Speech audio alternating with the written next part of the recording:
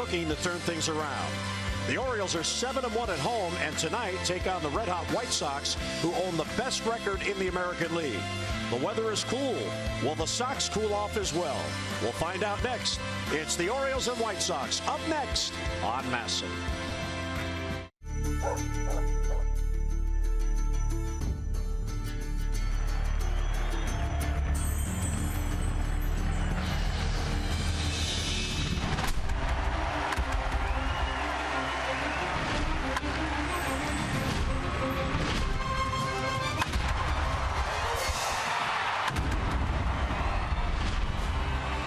It's the Orioles on MASN on a cool and overcast night in downtown Baltimore. The Orioles welcome in the Chicago White Sox. Tonight it's the opening game of a 4-game weekend series.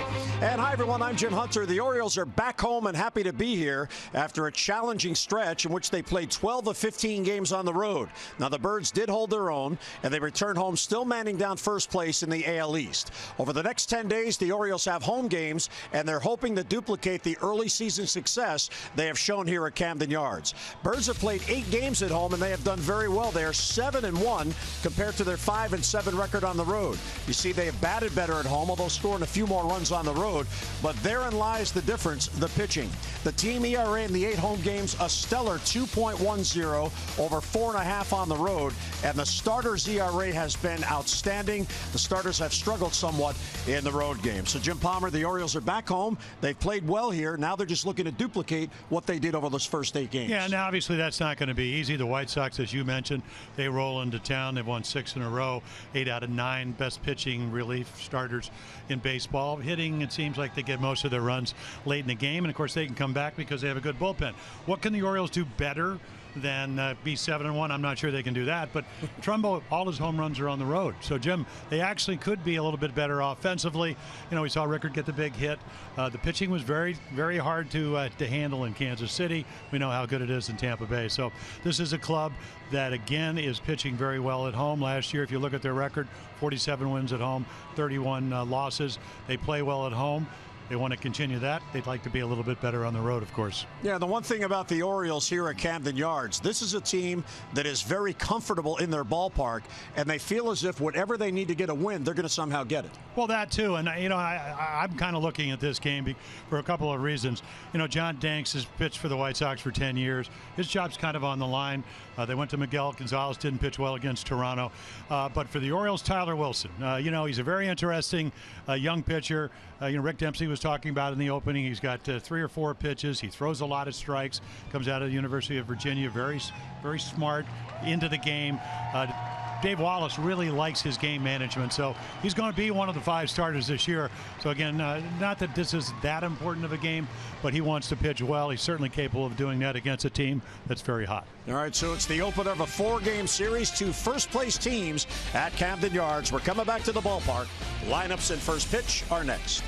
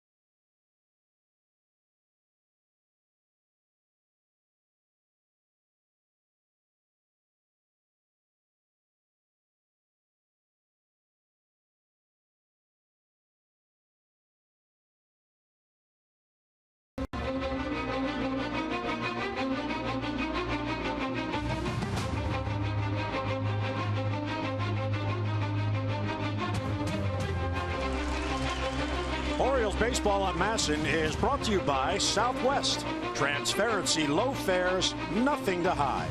And by T-Mobile. Get major league coverage. T-Mobile has doubled its 4G LTE in the last year. And as you can see, it is overcast here at Camden Yards. Here's our BGE home game time temperature. Brought to you by BGE Home, Baltimore's home team for heating, cooling, plumbing, and electrical. Why would you call anyone else? 51 degrees. It is breezy and 67% humidity. Mostly cloudy, but the rains came earlier. Both teams took batting practice on the field. And we will have baseball here in an on-time start for tonight. Let's get a look at the White Sox lineup. They come in with the best record in the major leagues. Adam Eaton leads off, then Jimmy Rollins, Jose Abreu, and Todd Frazier in that cleanup spot. He is heating up over the past 9 games.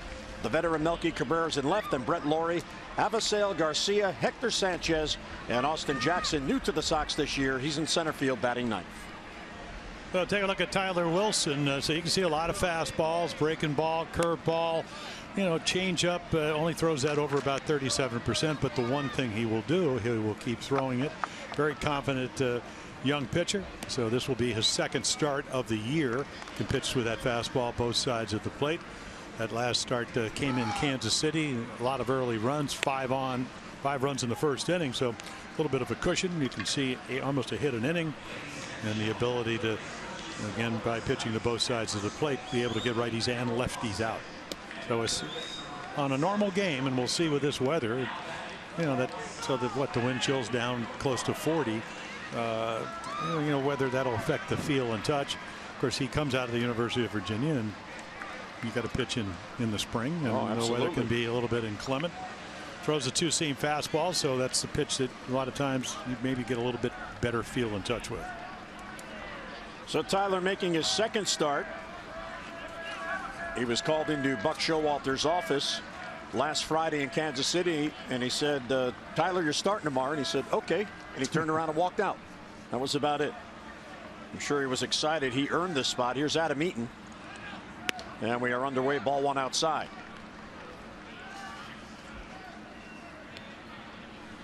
Adam Eaton now 27, 3rd season with the Sox. He came over in a 3-team trade. As he pops this to left field, Nolan Reimold. Now they're going to have to battle the wind tonight. A long run. Nolan gets there for the out. And one away here in the first. Now take a look at the Oriole defense. It's a good one. Reimold, Jones, Rickard, the big hero last night. 3-run home run. Machado, Hardy, Scope, and Davis. A lot of Gold Glove out there. Machado with a couple, Hardy with 3, and then behind the plate, Caleb Joseph doing the catching tonight, and hopefully the hitting. Here's Jimmy Rollins in his first year with the White Sox, and a lot of folks who follow this team day in and day out say he has been a big impact in his demeanor and how to carry himself, and it has helped the younger players on this team. I guess there is that phase you have to go through where you learn how to win, and he knows how to win. Well, he MVP back in 2007 with the Phillies. There's a skipper, Robin Ventura, 4th year as manager of the White Sox. But Rollins, I mean, obviously, he's a veteran now, maybe not playing at that same level. Good changeup right there, Jim. And a bouncer to Scope and 2 quick outs. Well, a little cutter after he missed with the first pitch fastball to Adam Eaton, and he got him to kind of swing underneath it, and then a good changeup. So again, against Kansas City, not a lot of changeups for strikes, but already he's established the fastball. The fact that he'll throw that little cutter. We haven't seen the curveball yet. But we saw what having 3 or 4 weapons can do, the way Chris Tillman pitched last night down in Tampa Bay. Here's Jose Abreu, who is scuffling at the moment, but he's always dangerous with the power. White Sox in this game have 3 switch hitters, and the left-handed batter Eaton leading off. So 5 right-handed batters. Buck Showalter commenting before the game, he's kind of been noticing how teams are becoming more and more right-handed every year. And Tyler Wilson, he has held right-handers in his brief time on the mound this year, 13 innings, to 6 for 27. And the left-handers are now 6 for 26. So that's a good ratio.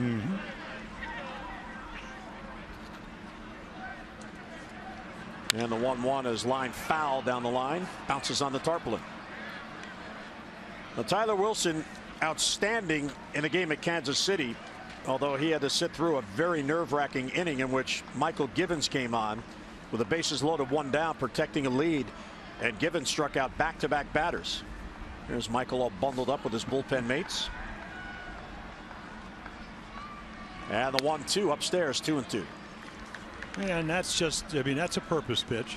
You get the idea that Tyler Wilson, I mean, it's going to be very intriguing to me to see how he pitches over 10, 15, 20 starts. But that's to, you know, up and in, and let's see if they go down and away. There's the target.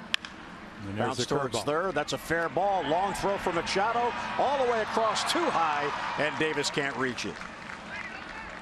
Manny didn't plant. He tried to get it over there as quickly as he could, and as a result, the throw sailed. That should be a base hit, and it is. Well, it will be, and you know, you just don't see Manny make the play this way, so that's why it makes it so difficult. He's got the best arm of any third baseman.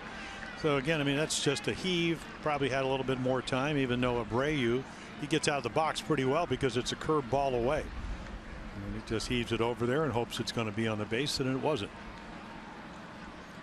A 2-out base runner for the Sox, and here is Todd Frazier, also in his first season with Chicago. He was traded over from Cincinnati in a 3-team deal in December. That involves Cincinnati, the White Sox, and the Dodgers. And a swing and a miss there. A little movement on that pitch. Yeah, I'm not sure you want to be up there. I mean, Frazier, big, strong, coming off a year where he hit 35 home runs. I mean, good defensive player. What an upgrade offensively and defensively for the White Sox.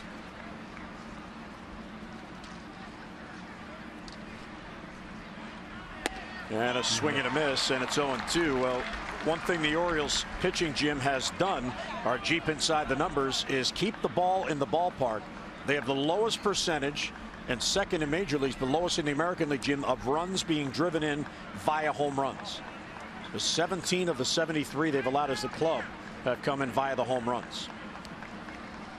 So that is a good area to live. And he doesn't chase, and a ball and 2 strikes. Yeah, that's a tremendous number when you consider that all the pundits said that what the weak link's going to be starting pitching.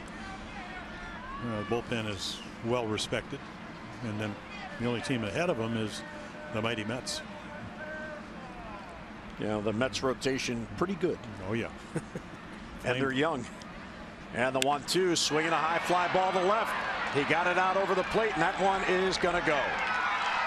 On a 1-2 pitch, Todd Frazier gets in the one. And just like that, the White Sox grab a 2-0 lead. All this after 2 outs and nobody on. Well, welcome to Camden Yards. I mean, it's a curved ball. He gets him out on his front foot, but the ball stays up. And by doing that, it becomes more hittable. And Frazier, like we said, 29, 35 home runs last year. You can see the target doesn't quite get it. It's actually out on the out of third. But this is a big, strong guy. And this is a big, strong guy that's also been hitting well as of late. So home run number 6, a 2-run shot. And here is Melky Cabrera, the veteran. And he'll take a strike. Kind of amazing, Jim. Cabrera, still only 31 years old, already in his 12th season. One of the 3 switch hitters in this lineup. And it's quickly 0-2. That is the 2nd home run allowed by Tyler Wilson. Todd Frazier now with 15 RBIs. And a weak bouncer towards the mound. Wilson gets it to first, and that ends the inning. For the White Sox with a 2-out rally, infield hitting a 2-run home run. We'll head to the bottom of the first. Chicago 2, and here come the Birds.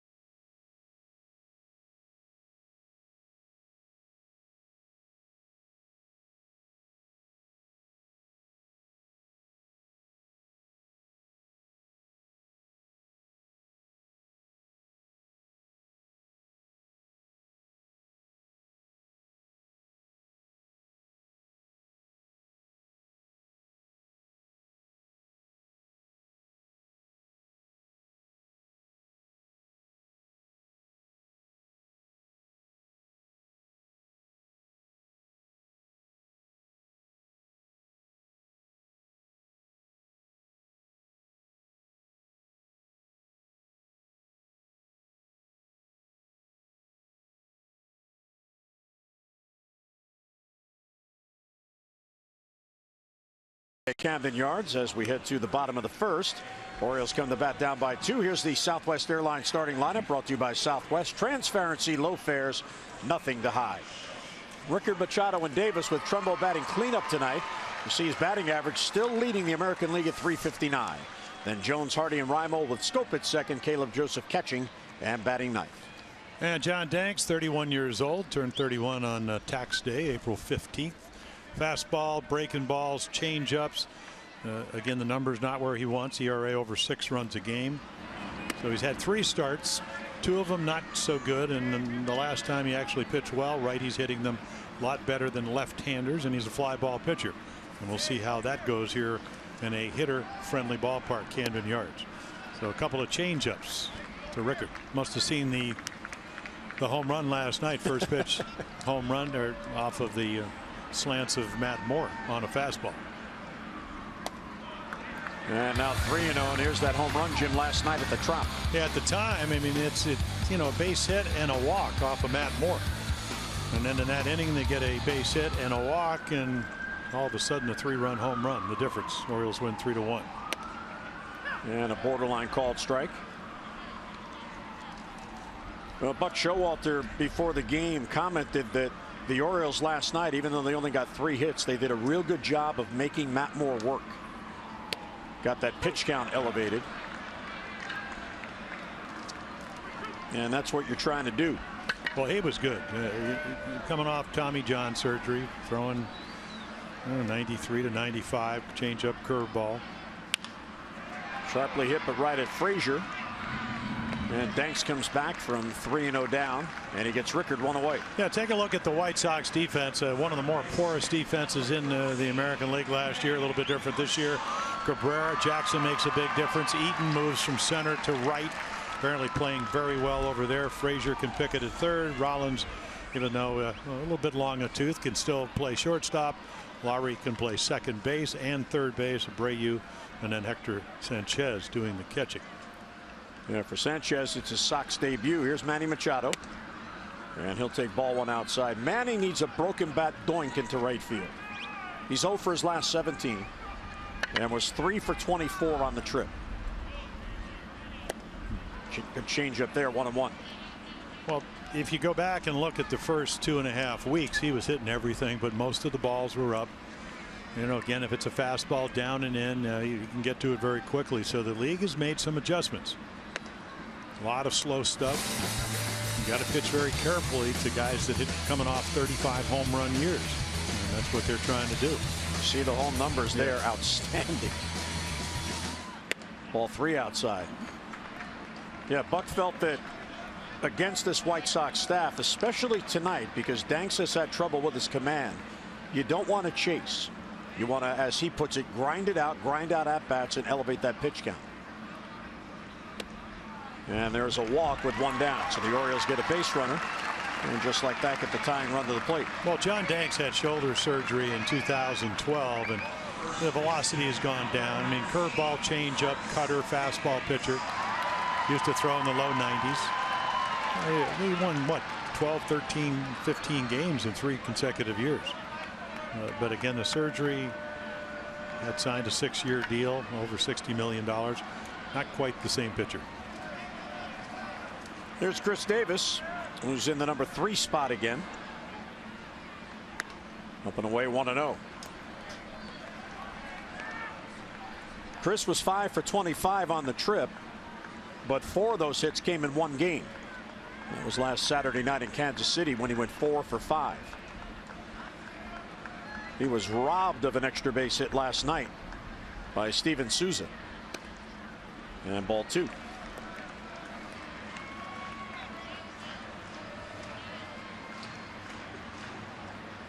You can see Chris hitting it all over the ballpark.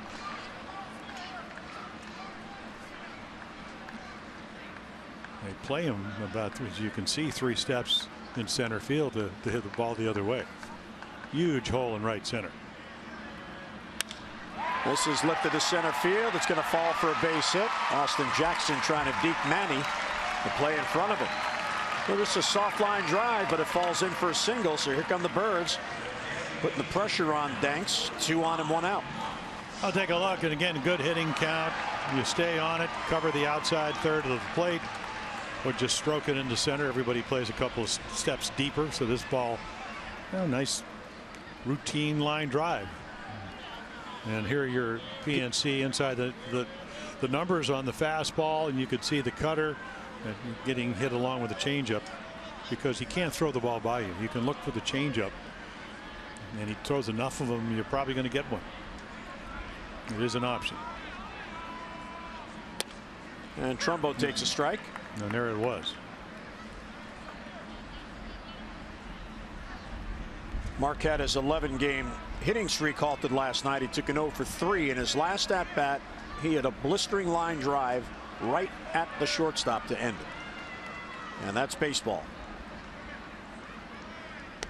Breaking ball for a strike. And a good one. Danks has averaged 6 strikeouts per 9, but he's also averaging 5 walks per 9. And he's already walked 1 here. Manny Machado, who's at second base now with Davis at first.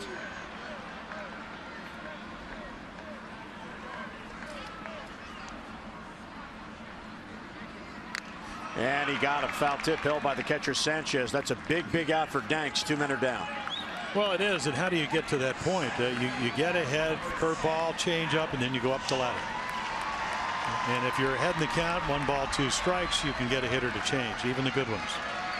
And Mark Trumbo has been swinging the bat well, but he just chases out of the zone. So Danks gets his first strikeout. And he will face Adam Jones now, who is trying to find his stroke, and part of his struggles, Jim, can be directly traced to not being as selective as he was earlier on in the year.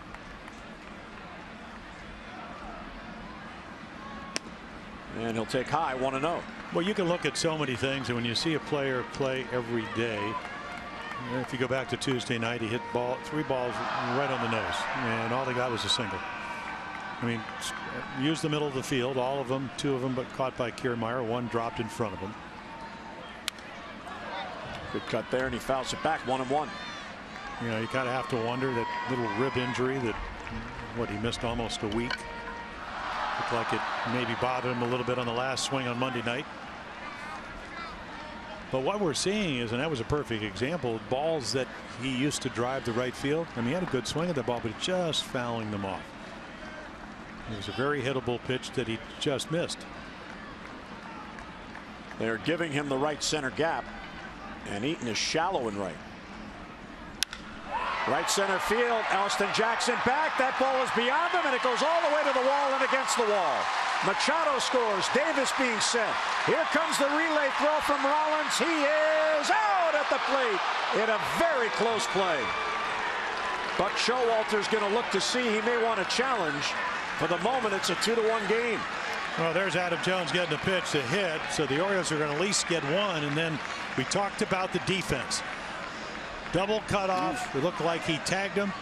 I'm not sure. Let's see from this angle. Yeah, it looked like he had the leg, but a great secondary cutoff man. Jimmy Rollins makes the throw, and then Sanchez with the tag. That is safe. Not sure if Buck will challenge in the first inning unless he's certain. Very close. You'd hate to lose your challenge for the entire game. So does he get? Ooh. Well, what we have to remember is there has to be indisputable evidence to overturn the call. The call was out.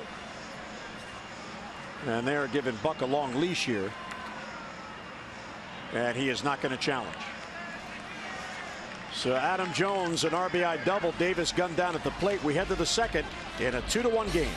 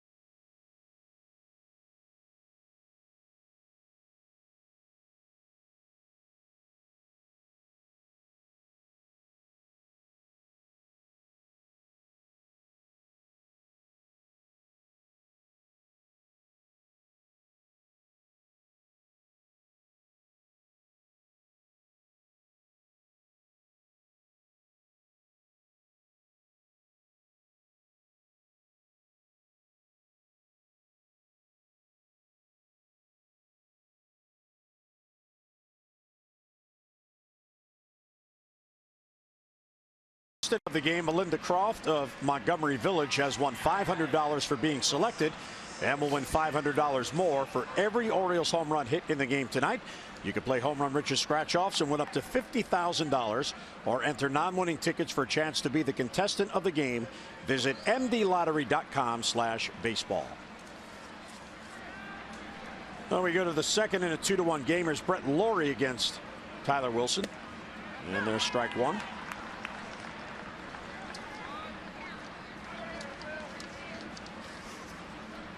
Lawrie in his first year with the Sox, and he's on his third team in the last 3 years. And he's in his fourth organization. He was drafted by Milwaukee, a first-round pick out of British Columbia, then was dealt to the Blue Jays. The Blue Jays traded him to Oakland in the Josh Donaldson trade. I think that favored the Blue Jays. He became the MVP. And then this past offseason, the Athletics traded him to Chicago. And a little low, 1-2. And Lawrie's still only 26 and in his 6th big league season facing Tyler Wilson. Well, very athletic player. And he goes down on strikes, one away. I'm not sure if that was just a change up or something, but the ball goes straight down and Brett swings right over it. Nice pitch, and again, very aggressive hitter. He can run. He's hit 7 home runs lifetime against the Orioles to all fields.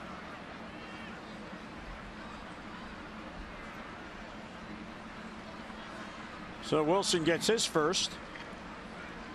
Well, I think one of the things they are kind of projecting with Tyler Wilson is he's not going to let an infield hit and a curveball hit by a guy that does what he did, Todd Frazier, hitting home runs, bother him. So again, you give up the runs, didn't want to do it, and then you just move on. And that's what you have to do. What Joey Rickard, who hit the 3-run home run, said you have to have a short memory. Well, the same thing with a starting pitcher. I mean, you remember it, but you let it go and make better pitches. Fouled off down the line off Garcia's bat. Garcia off to a slow start. You see at 190, although he does have 5 hits in his last 11 at-bats. Yeah, he was what, 1 for 23, and then all of a sudden heating up a little bit. Like we said, they've won 6 in a row, 8 out of 9. And while earlier they were doing it primarily with pitching, lately, already with 5 shutouts, they have been doing it with both the bat, the glove, as we saw in the relay play, and then, of course, with the pitching. Both at best bullpen, best starters in the American League. Too tight, ball 3. You're talking about Tyler and his approach, how he really attacks the hitters. He has a little slogan that he follows when he goes to the mound. He calls it the 3 C's: control, command, and confidence. And I guess they all are related when you think about it. And that misses outside, and there's a 1-out walk. So Garcia goes down to first. Well, mark your calendars. Next week, the arch-rival Yankees will be here at Oriole Park for the first time this year. All begins on Tuesday to begin a 3-game midweek series. So come out and paint the ballpark orange in this classic AL East battle. Good seats remain, so get your tickets now. Get online, Orioles.com, or call 888-848-BIRD. Yep, it's that kind of a night. Get your cartoon bird Oriole blanket and coming out to the game. Here's Hector Sanchez, first at bat of the year. He'll take a strike. Alex Avila, the former Tiger, is on the disabled list. So Sanchez called up Monday from AAA, and this is his first game appearance for the Sox.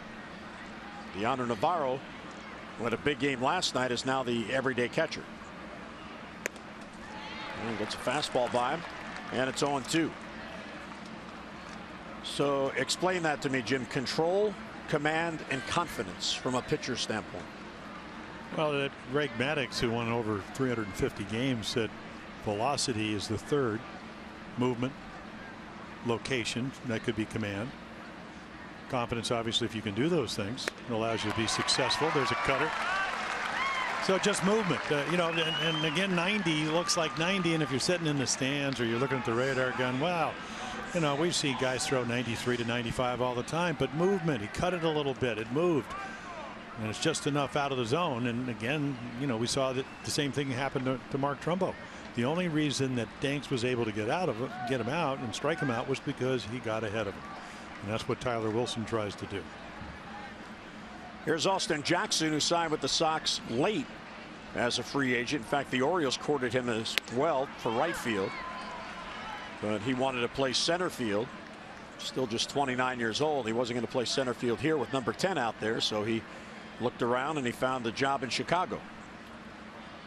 Yep, you're not going to get him out of the lineup as he continues his between pitches conversation with Wayne Kirby. Center field chasing Adam Jones. That ball's hit a ton and Adam runs it down. Looked like it knuckled at the end. It took a left turn and Adam able to grab it for the out. So one out walking, one left. Adam Jones getting it done at center field in a 2-1 game.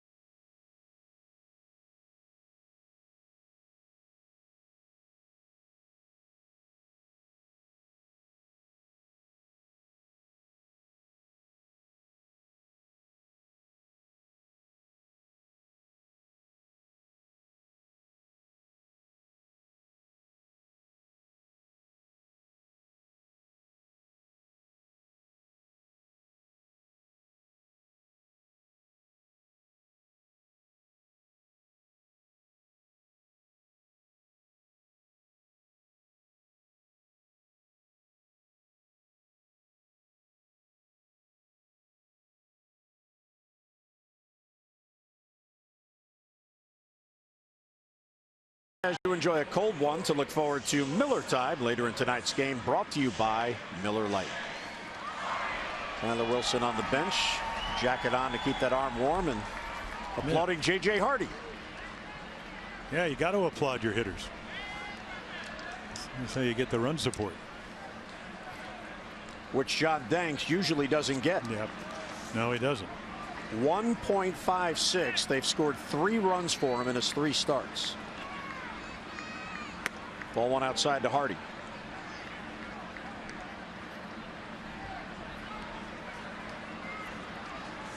"21 pitches, 20 in the first. And again missing outside. So this is a task here where the Orioles, their patience really is going to be challenged. There are 8 right-handed batters in there. A little low, ball 3, and well, and also if he keeps getting behind Jim, which he did in the first inning, you can look for pitches. He's not overpowering. He's not going to throw the ball by you. I mean, might even have the green light 3-0 here. And he takes that one. You know, so when you get behind 2-0, 1-0, 2-1, 3-1, he does like to throw the changeup. He wouldn't be the first hitters to look for something off speed. And right at Jimmy Rollins. So he hit it hard. JJ's really been hitting the ball on the nose, but that one right at the shortstop. Not much you can do about that. Yeah, all you can do is go up and have a quality at bat. Try to. Now they judge it by how the velocity, how the ball comes off your bat. And JJ well ahead of the pace of last year when he was hurt. Here's Nolan Reimold getting another start, and a bouncer foul. Nolan loves it when the Orioles face left-handed pitching. He got a start last night and drew the key walk that kept the inning going. 2 outs and nobody on, then a single by Scope and the home run by Rickert, and just like that, 3-0 O's. Good changeup, tried to time it and swung through it. Yeah, the big hook that changes speed. Well, that's what he does. He only had 22 at bats going into last night's game. 5 extra base hits. And a nice play early in the game defensively. Hard hit ball to left field. He may have the best batting eye on the team. He really has a good knowledge of his strike zone, and he has a lot of patience to wait for a pitch. Doesn't mean he's always going to make contact, but he picks out a good one. And he swings through it. Foul tip actually held by the catcher. And 2 men down. Second strikeout for Danks. And they're both on 88-mile-per-hour fastballs. You can see Sanchez put the glove out of the zone. And all of a sudden at 88 seems a little bit firmer because you're looking for 3 pitches. You're looking for a curveball, a changeup, and the fastball, and the cutter. So make it 4 when he gets the 2 strikes. Here's Jonathan Scope, who broke out of it last night.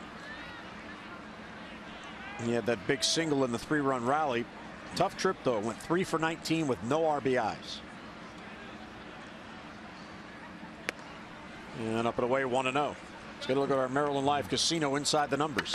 So there you go. This is a batting average on balls in play. 249, 329, 216. So far. Good change up there. So the 329 is about 29 points higher than the league average. The average batting average on balls put in play is around 300.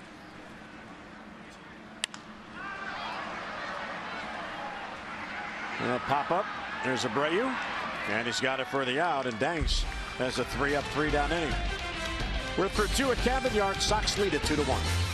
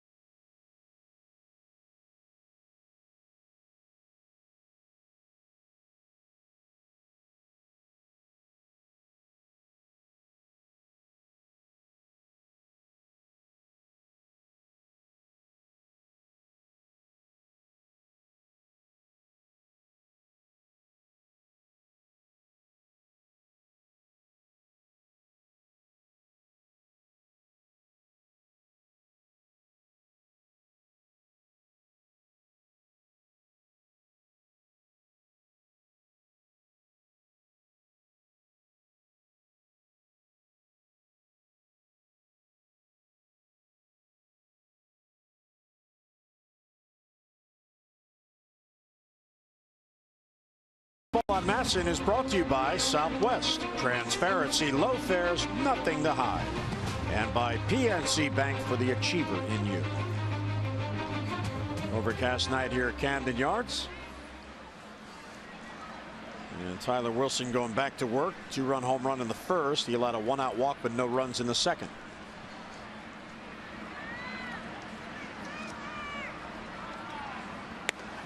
And there's a strike on 1. He called that a strike. Another curveball. That's what Frazier hit out. That's what Austin Jackson lined to center field, and it did knuckle. Jones made a nice play.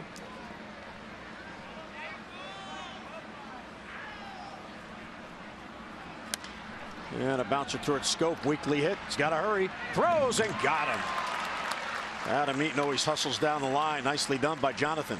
Well, he's your prototypical leadoff guy because he can get on base, he can run, and if you don't hurry, and Jonathan does, he's going to beat it out. 14 home runs last year for Adam Eaton. Acquired from Arizona before last season. Had a nice year for him. That was the 3-team trade that the White Sox were involved in. They love 3-team trades. They had a 3-team trade to get Frazier. And ball one low to Jimmy Rollins, who grounded out his first at bat.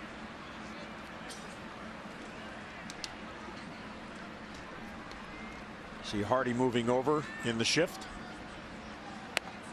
And a strike at the knees, 1-1. Tyler Wilson, 26, and his rookie status is intact. He did not have enough service time last year, so even though it's his second season, he's still a rookie. And the pitch outside. Orioles starters fared better in Tampa, trying to carry that over, but the starters ERA is still quite high. They're 13th out of the 15 teams in starters ERA. Ball 3 inside. Well, Texas didn't certainly help. Right. 5, 6, and 5-run innings. Orioles won one of those games because they put a 9 spot on the board. And it's trending to get better. Yes. What you like. Right there in the corner. Rollins thought he had ball 4. Corey Blazer disagreed. Yeah, it seems that he's going to call more high strikes.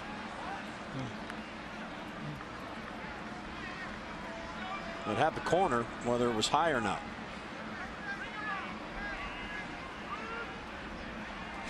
Robert Ventura didn't think so.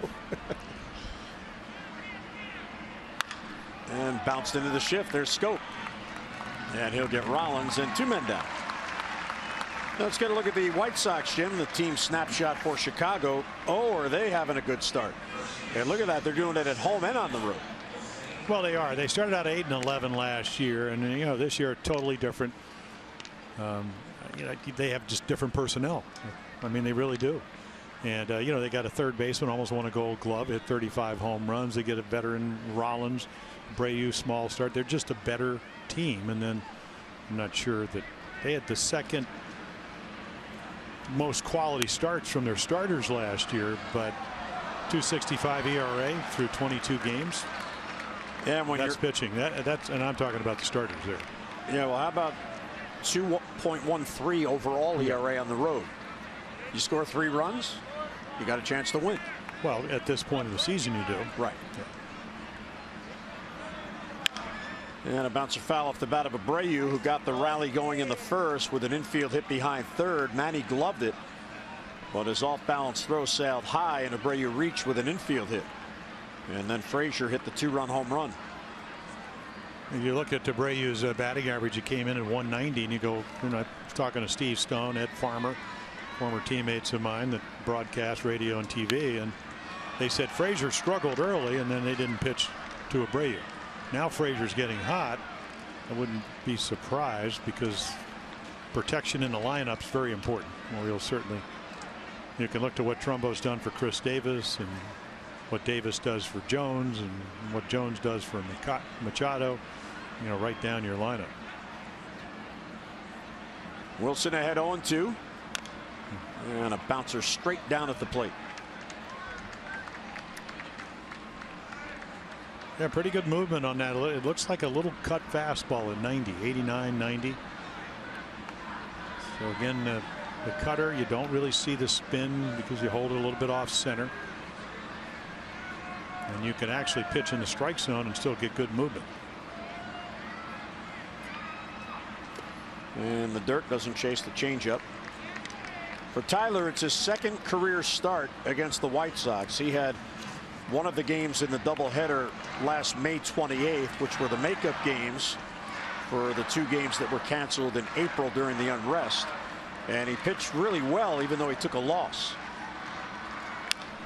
And another foul ball, so an extended at bat.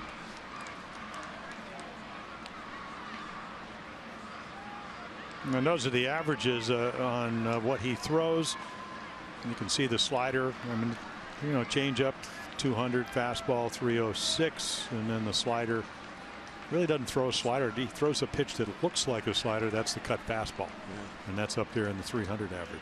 So those dashes means no hits off that slider. And the 1-2 is upstairs. So 7 pitches already to Abreu, and he's fouled off 5. Young man out of Cuba, now 29 years old. White Sox gave him a 6-year deal for $68 million, and that runs through 2019. And nowadays, that's a real bargain. Well, and his production's made it a bargain. And he got him. Oh, he chased a real good pitcher's pitch. Caleb's going to fire to first and out at first. So a 3-up, 3-down inning, the first for Tyler Wilson. Mid-third at Camden Yards. Wilson gets the K. Birds coming to bat.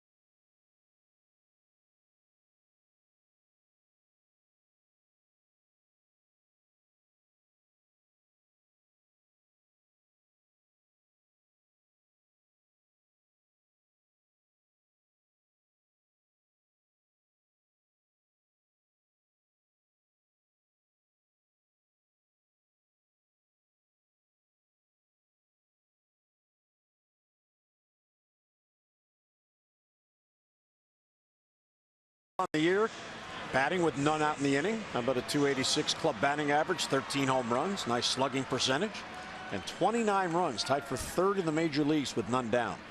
Well, we've seen Pedro Alvarez get hot. You got Mark Trumbo in there. They're veteran hitters that, yeah, they strike out a lot, but they go up to the plate knowing, or at least having an idea of what they want to hit. I mean, what did Joey Rickard said after the 3-run home run? He said, I'm learning a lot just from talking, watching some of the other veteran hitters on the Orioles lineup. And Caleb Joseph gets ahead 2-0. It's almost like John Danks wants to get behind so then he can just pull the string with a changeup. Kind of pitching backwards. No, usually pitching backwards means if you get into a fastball count, you throw a changeup or a curveball. But this is a little unconventional way of pitching backwards, getting behind everybody. Yeah, Don Cooper, his pitching coach, is going, there you go, 3-0, because he knows he can't pitch that way. You can do it for a while. You know, you can David Copperfield your way through a couple of innings, but not for the long haul. And a 4-pitch walk to begin the 3rd. So the time run is on for the Orioles here in the 3rd inning. Well, coming on, join us on Sunday. That'll be the next Kids Run the Bases event. As you know, every Sunday home game this year, all the kids 14 and under can run the bases at Oriole Park. So why not make every Sunday family day? Come on down and enjoy a great afternoon of baseball, then watch your kids have the thrill of their lives running the bases at Camden Yards. For your tickets, Orioles.com or 888-848-BIRD. There's a rumor Jim Palmer's going to run the bases on Sunday. Just a rumor, trying to confirm it. Definitely a rumor. The only way I could even think about doing that is there's an off day on Monday. That's true. And Rickard, seeing a 4-pitch walk, takes a strike. Joey worked a full count leading off in the 1st. And then hit a changeup at Frazier. Because of his speed, everybody plays in about a half a step. I mean, you're in anyway because of a double play situation. Way outside. Nice lunging grab by Sanchez. John Danks is the longest tenured White Sox. 10 years. He was drafted in 2003, the number 9 overall pick. The number 7 overall pick in that draft was Nick Markakis to the O's. And then traded to the White Sox. Bouncer to second. Glove there. Nicely done by Laurie to second. One back to first. Not in time. Ricker just runs too well, but they get the lead runner. Yeah, well, don't think that he may not be looking at whether Rollins was on the bag. And right now, Buck Showalter already kind of indicating to the home plate umpire, and mainly because it's not a very good throw. You see Rickard beat the relay easy. Yeah, Laurie kind of lost his balance when he made the 180 turn to turn his body. Yep, he's on there. Yeah. You know, and Jimmy been around long enough to know that even if it's a bad throw, you want to get one. You got a 1-run lead, and he's able to do that. Jimmy Rollins, nice footwork. When we were in the White Sox clubhouse and he walked in and said hi to you, I didn't realize how short he was. I thought he was taller than that because of all the home runs he's hit in his career. Well, how about the MVP year? He had 296. He had 38 doubles, 20 triples, 30 home runs, 94 RBIs, scored 139 runs, and then stole 41 bases. That's a nice year. That'll get you an MVP. That's a nice year. Trophy, don't you think? Check swing and a good take there by Manning. 1-1. Yeah, it's almost like they want to go slower and slower and slower to Manning. We know you can hit the fastball. Let's see if you can hit the slow stuff. And then if you're like Chris Archer, you're just going to try to pound him in at 97. Well, if you think back on the last road trip, the game that got the Orioles hitters into a funk was the Chris Young game, who was throwing all that slop up there and disrupted the timing. There's a nice base hit to right field. That one's heading to the corner. Ricker can fly. He's hitting to third. Digging it out is Eaton. He'll be set by Bobby Dickerson. Where's the ball? It's coming into the cutoff man Laurie, and scoring all the way from first is Joey Ricker. Machado and RBI double were tied at 2. Yeah, the one thing, and you know, you talked about, you know, so-and-so having a, you know, a really discerning eye at the plate. The one thing Manning can do is turn the ball inside out, and that's in other words, stay inside. Yeah, it's kind of what you do when you're going to be a hit and run man. So again, by doing that, he slices it down the quarter, and then Rickard can run with the best of them. Well, you got a good look on that angle of that replay. As soon as he heard the crack of the bat, Rickard didn't even look. He knew that was going to be fair, and he just took off and ran. Right, he knows he's going to get to third base. He didn't look at Bobby Dickerson, the third base coach, for instructions. High fly ball. There it goes. Deep right center field, way back, and that ball is out of here. It's gone for Davis, and the Orioles have the lead.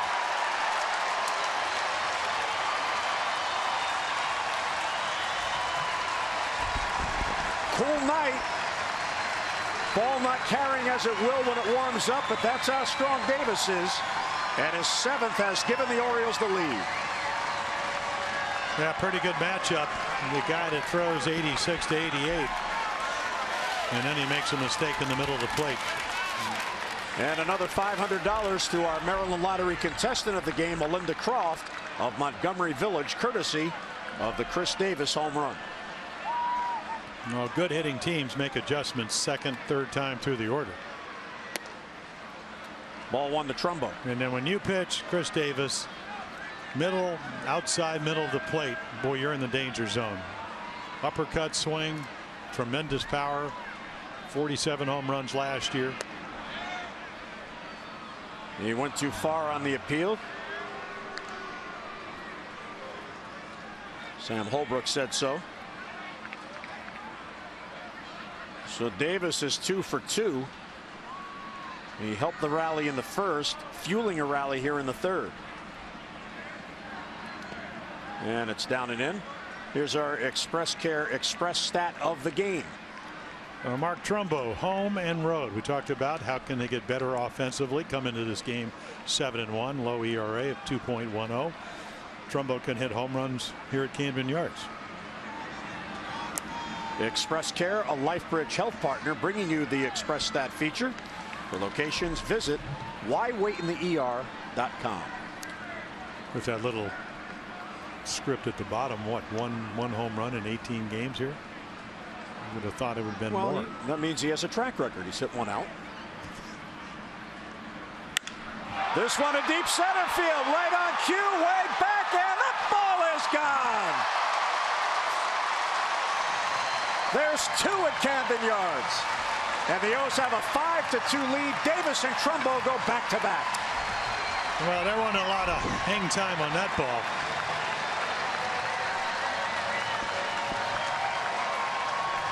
He almost smashed the Utz pretzel out there. Number 6 on the year, and another $500 for our Maryland Lottery contestant of the game, Melinda Croft. She's made $1,000 in 2 batters. What a start to his Orioles career, Jim. He's now has hits in 18 of 21 games.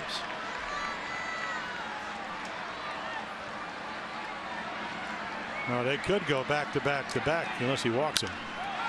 Jones fouls it off. Well, just hear the sound. Wow. I mean, the extension. Look where the bat meets the ball, how far out in front. Boom. And the sunflower seed shower on the bench.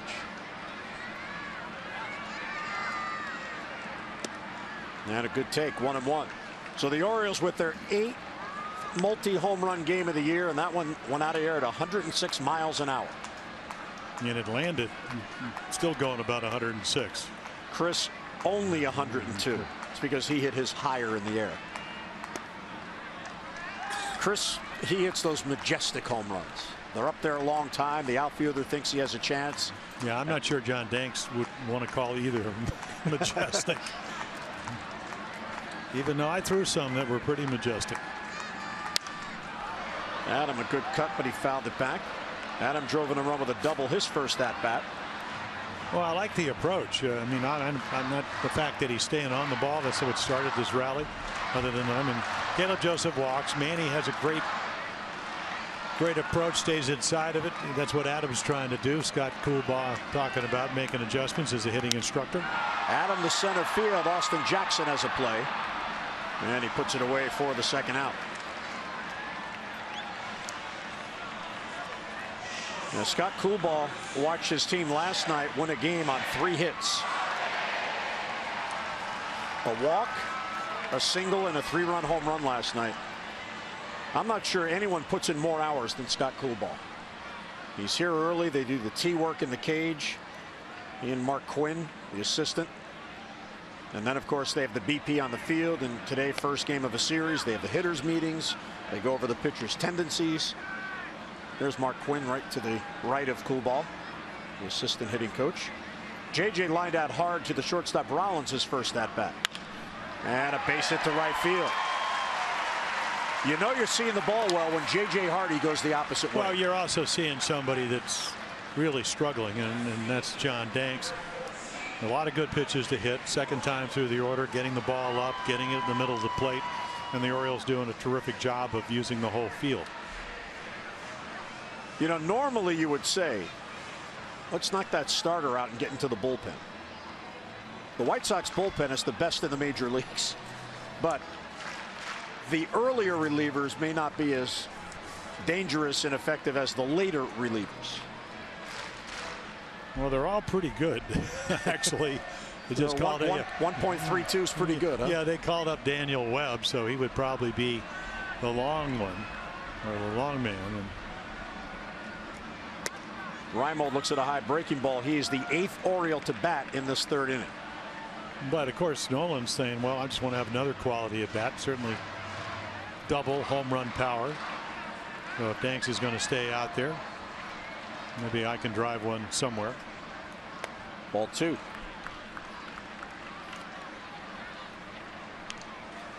A little mist. Yeah, it's almost like a little rain too, Jim.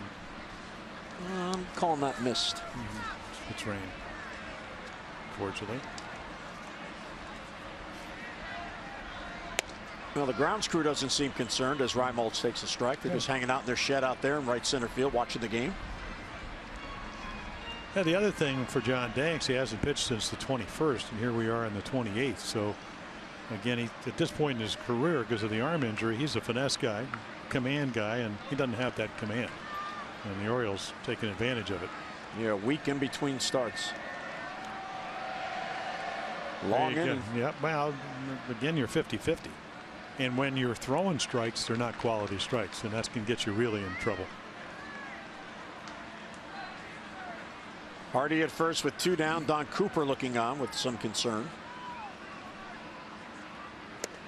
Good changeup, 3-2. And that's what he has to do.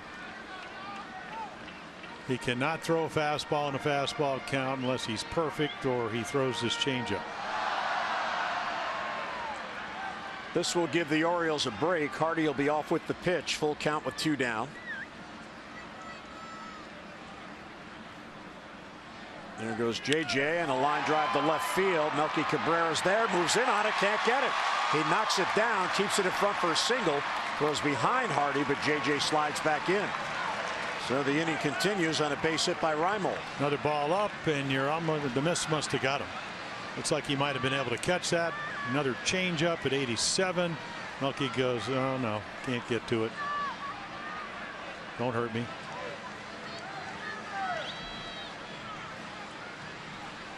And Don Cooper out to have a little conversation. You know, and Coop's been around, I mean, for a long time, and obviously you have compassion. One thing about John Danks, came back, you know, from that shoulder injury. And that's not always easy to do, especially when you lose velocity. But he's got to make better pitches to be able to get guys out. And of course, Scope is, again, if he's going to be out there, try to take advantage of it. One thing about Jonathan, he was 2 for 32 when he got that base hit before the home run by Rickard. I read a little blurb that, you know, again, they judge what kind of at bats you're having, how the ball comes off your bat. Maybe hitting some bad luck. So first and second, and 2 down, 4 runs in for the O's. And bounce foul. But you know, you talk about Danks, Jim, and you look at his career. Since the beginning of 2011, he is 33-59.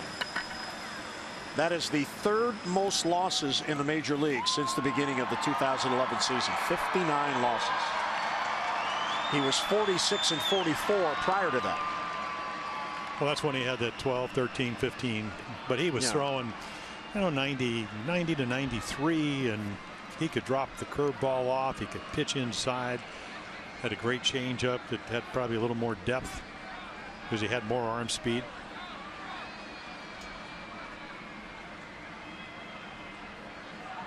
Orioles have batted around. Jonathan, the 9th O to come up here in the 3rd.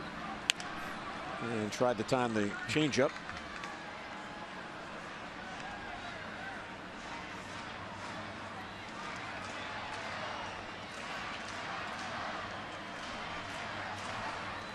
Skippers looking on from their respective benches. Long inning out there for Danks. And foul back this way. Yeah, I said, just imagine that's 87 in on his fist. Imagine another 5-6 miles per hour. Just allows you to get the ball where you want. Harder for hitters to cover the whole plate. But again, he's in one of the favorable pitchers' counts. And Jonathan, of course, hoping that he'll make a mistake. 1-2 on Scope. And he doesn't chase. Nice block there by Hector Sanchez. Right in the mask.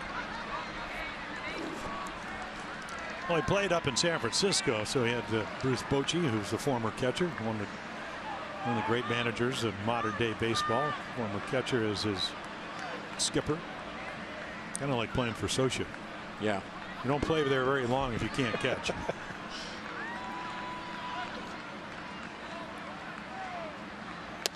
Got him with a changeup. Scope down on strikes, and that ends the inning. But the Orioles rally for 4 runs to get the lead. Chris Davis with a 2-run shot. That broke the 2-all tie. And Mark Trumbo followed. O's go back-to-back. Trumbo hits a 6th, and the O's now lead it 5-2.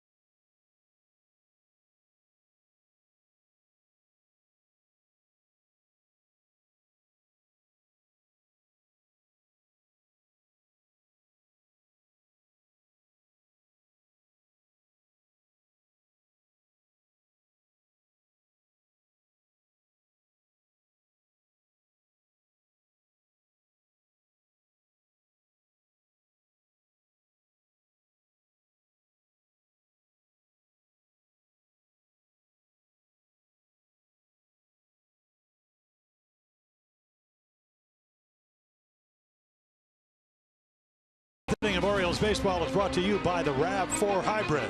All-wheel drive and unexpected performance. Visit buyatoyota.com. Okay, I'm still calling that a mist. Yeah, if you're in London, it might be a mist. Well, I'm basing it on the grounds crew. They're still out there in their shed. If it was more than a mist, they'd be on the move. I'm with you. They have radar. They know if it's heavy rain, if it's hunter mist or whatever. Sounds like a drink. Todd Frazier takes side. Wilson was on the bench a long time. Frazier, 2-run home run for the Sox runs in the first. Now 30 years old, Frazier.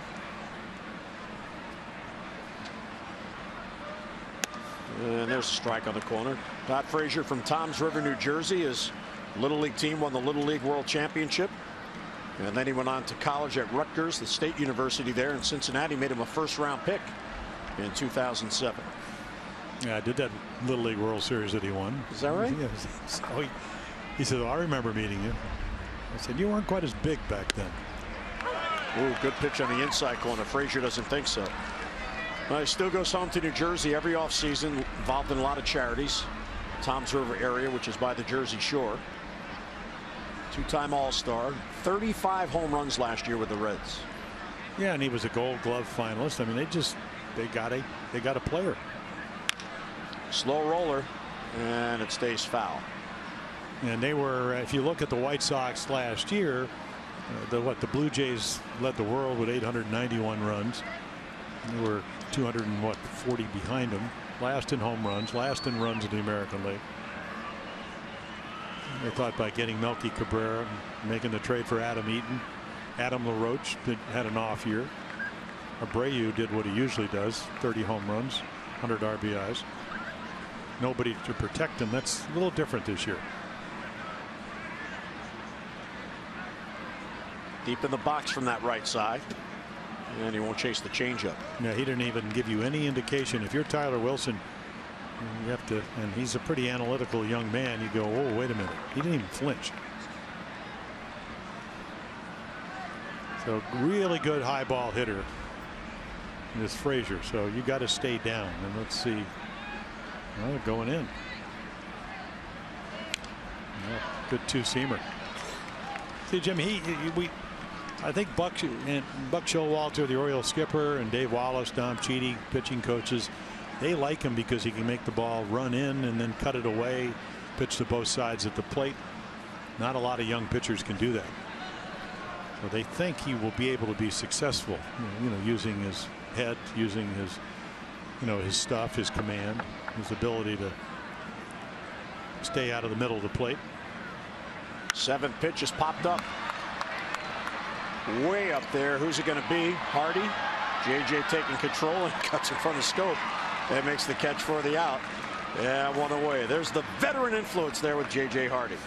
Say on Sunday, May 8th, your family has a special opportunity to come on out and take the field at Oriole Park and create some new memories. Tickets on sale now for that special pregame Mother's Day session of catch prior to the O's game against Oakland at 1:35. Visit Orioles.com/catch for information on packages that include game tickets and the on-field access to play catch at Oriole Park. A portion of the proceeds benefit the Orioles Charitable Foundation. Orioles.com/catch for all the information. And a strike taken by Melky Cabrera.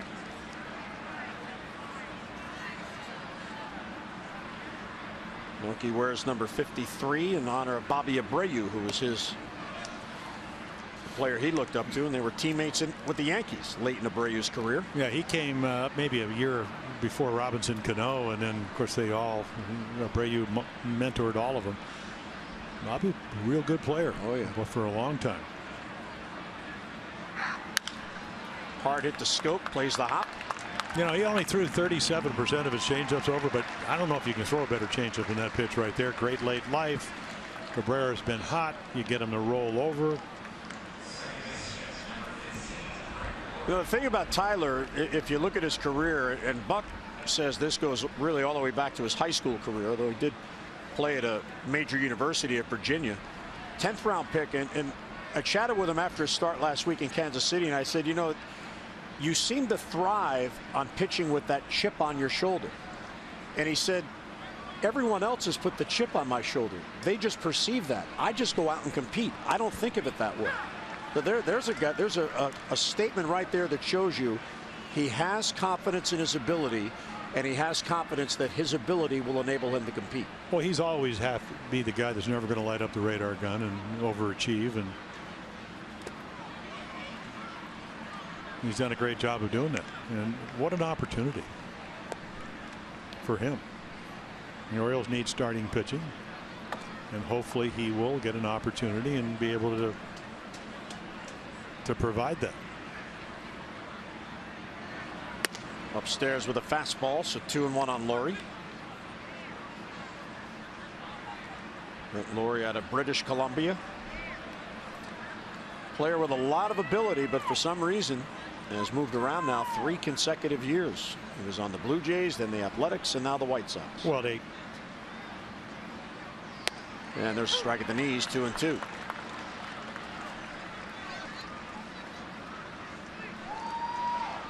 And we'd like to welcome all of you who are watching the Nationals. Phillies shut out the Nats 3-0. Bonus coverage here on Masson. Todd Frazier 2-run home run in the first. Jones and double in the first, and Davis and Trumbo back-to-back in a 4-run third. Jim Hunter with Jim Palmer at Camden Yards.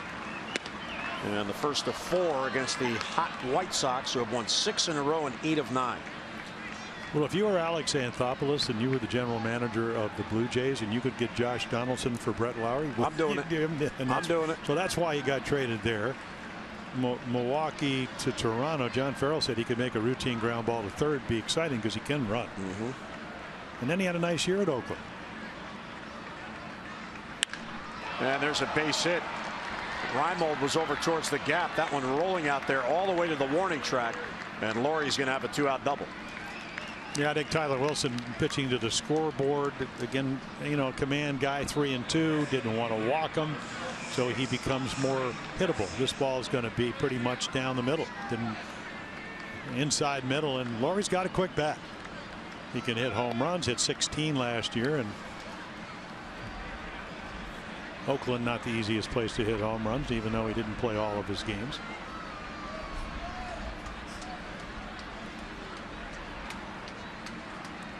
Avisal Garcia.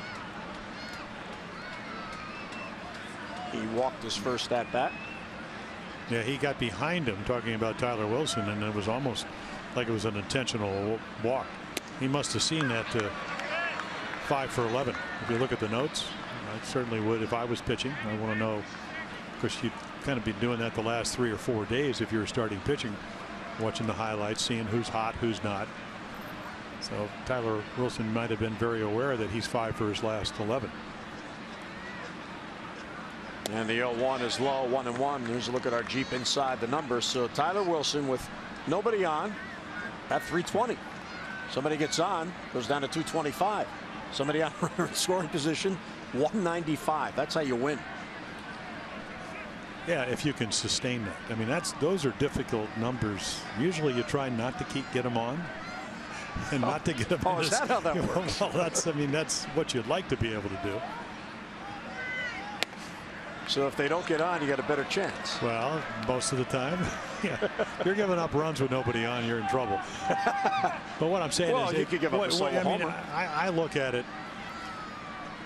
He's got pretty good command. You have to see him over the long run, and it looks like he's going to get that opportunity. And the more people you get on, I have seen over 50 years, a lot of them score. Right. That's just the way it is. So you try to keep them. You know, Lowry would like to have him hit a single instead of a double, but he hit a double. And bounce towards Hardy. JJ to his left. Ooh, tough hop. Stays with it, gets his man, and the inning ends. So a 2-out double of man left. Tyler Wilson in command. Mid-4th, the O's have the lead.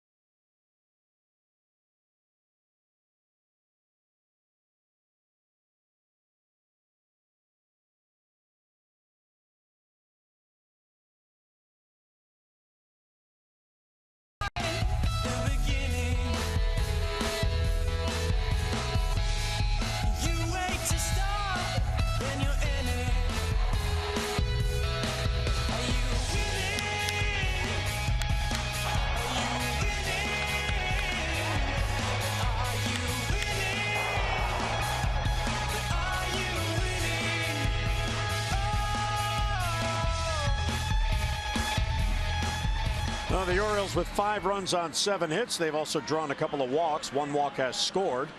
So a 5-2 lead. Adam Jones and the O's opening up this 10-game homestand against the red-hot White Sox. There's Tyler Wilson. He has settled in since the 2-run first inning. And there's a strike taken by Caleb Joseph, who's leading off for a 2nd consecutive inning. Yeah, he started with a 4-pitch walk. Good change up, and it's 0-2. Caleb has been getting some regular playing time. Matt Wieters has still not caught back-to-back days. Now he's caught back-to-back games once. There's the 0-2 and it's low. But that was opening day and then the day off Tuesday, and then he caught Wednesday. But Matt still has not been behind the plate for back-to-back days, so Caleb's getting some playing time. And they both do a great job with the pitching staff. Hard hit right at Frazier, who backhands. And Caleb's retired and 1 away. Let's get a look at our PNC minor league report. PNC for the Achiever in you. And speaking of pitching, David Hess. Well, you gave me the whole list. I mean, he really pitched well last year in the playoffs. They like him because he's got 3 pitches. He could throw strikes. What were you talking about, Jim? 92 to 95 miles per hour, strike thrower. Orioles need starting pitching coming up through the minor leagues. Yeah, and last year in the playoffs, he pitched game 4 in both rounds for the Bay Sox. And he pitched the clincher to get to the title series. Then against Reading, they were facing elimination, and he beat Reading, set up the championship game, and the Bay Sox won it. But what you mentioned, strike thrower, and that's what they like about him. He competes. And good stuff. Very good stuff.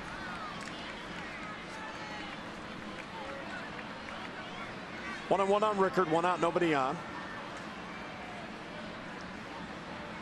Banks approaching 75 pitches as he works here in the 4th. There's a good fastball for a strike.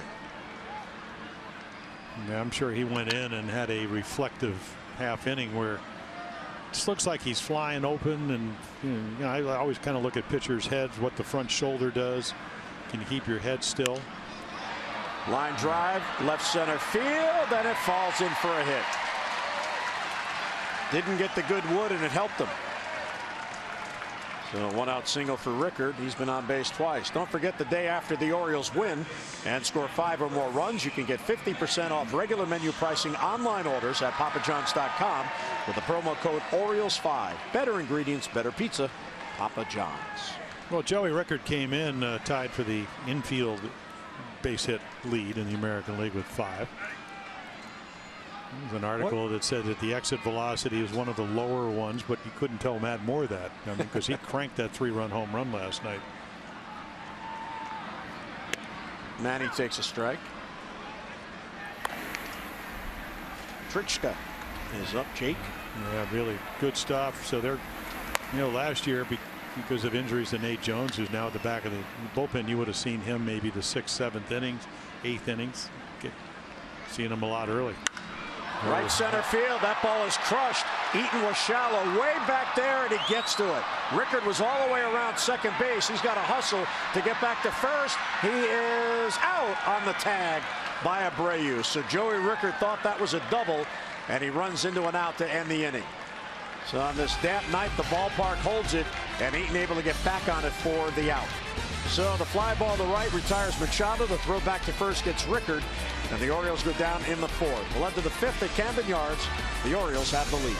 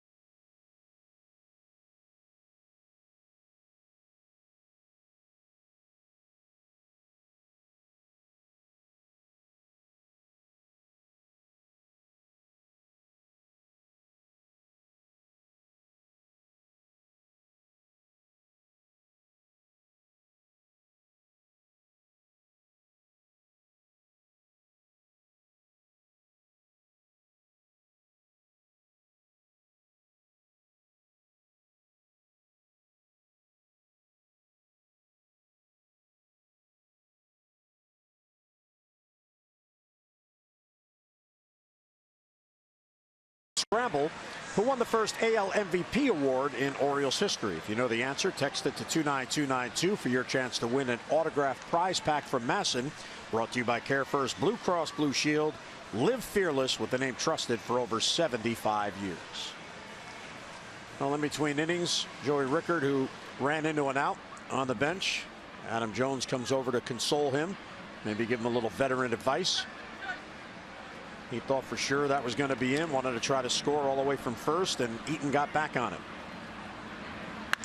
Sanchez to center field.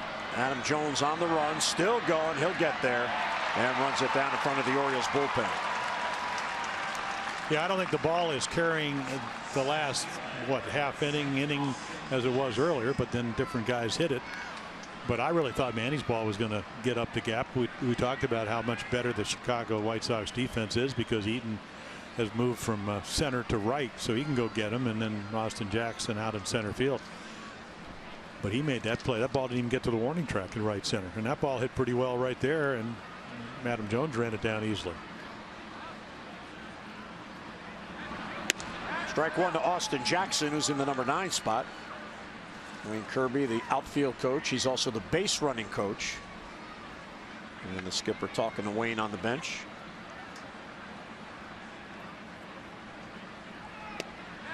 Just inside.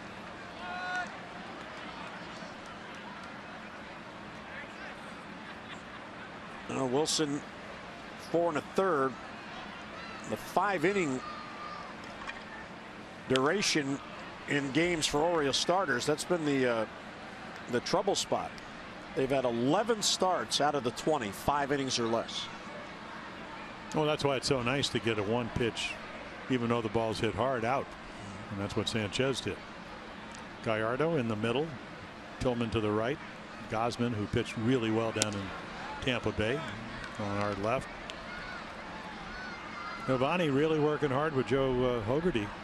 I mean, hadn't thrown yet, got a cortisone shot, but total body fitness to try to get stronger, so when he does come back, things will go better. Buck Showalter said Giovanni reported today that he no longer has pain since the cortisone shot. That's the first one he's ever received. Really? He said 11 years. I've had more than that.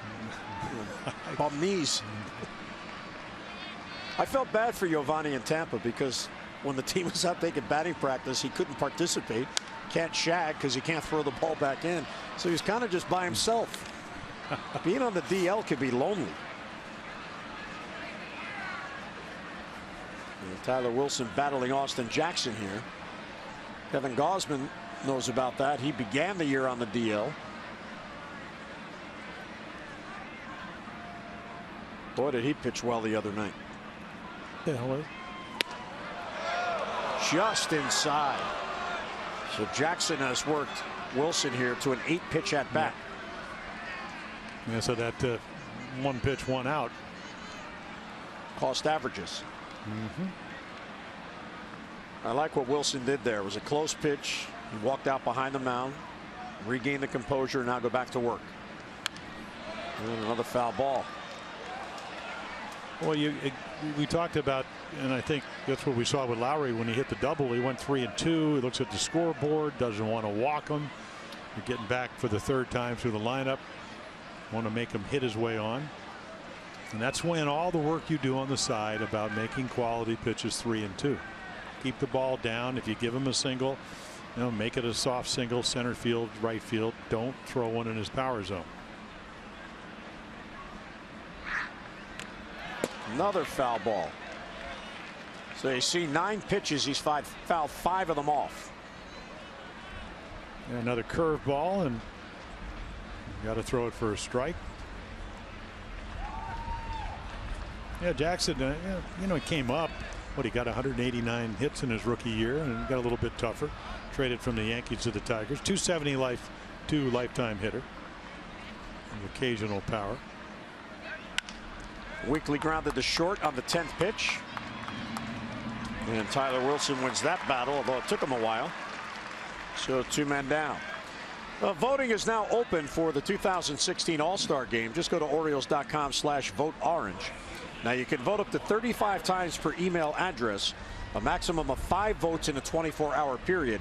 And each fan who votes at least 5 times and selects the O's as their favorite team will automatically be entered for a chance to win an All-Star Game jersey signed by the 2016 Orioles.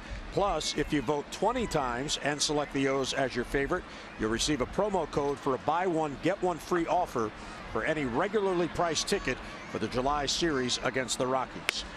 Vote early, vote often, vote orange. Visit Orioles.com/vote orange today. Vote for Joey Rickard. Get the rookie in there to the All-Star game. He's in right field tonight, but he's on the ballot as a left fielder for the O's. And Eaton quickly falls behind 0-2. Well, that's just a great pitch. I mean, that's a cut fastball in on his fist. I don't know who taught Tyler Wilson how to pitch, but he taught him the right way, because when you have command, you can throw the ball for the corners. If you just miss, you bring it back a little bit, up and down. They're going to go up now, but way out of the zone. That's kind of a wasted pitch, maybe too high. But I mean, he just looks like he has the confidence is that if you do your work and you know you can make pitches, you just make them, and then you hope your stuff's good enough that they'll hit it at somebody. Line foul in the stands. Now, when Adam Eaton was in that 3-team trade we were talking about, Mark Trumbo was also in that trade. He was on the Angels. That was an Angels-Arizona White Sox deal, and Trumbo went from the Angels to Arizona. Eaton went from Arizona to the White Sox. And they're competing against each other tonight. Trumbo with another new team, 2-2. Big time acquisition from Dan Duquette this offseason, getting Mark Trumbo. Well, he acquired him before they had signed or re-signed Chris Davis. So it's pretty good protection. Yep. And as it turns out, it's pretty good protection when he's hitting right behind him. Fouls it back. White Sox having a pesky inning.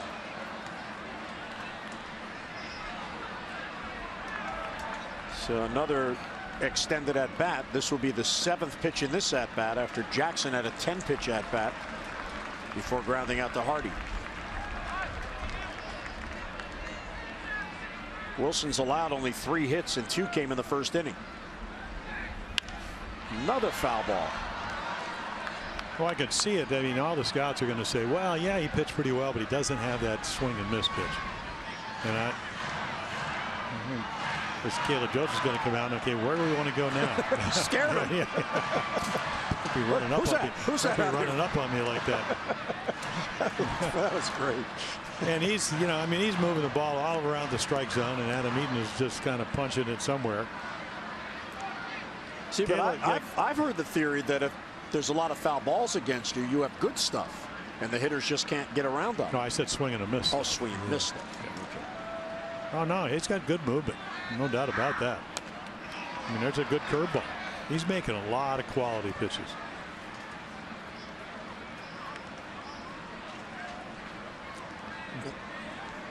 You know, very simple windup, nice little curveball. Ouch.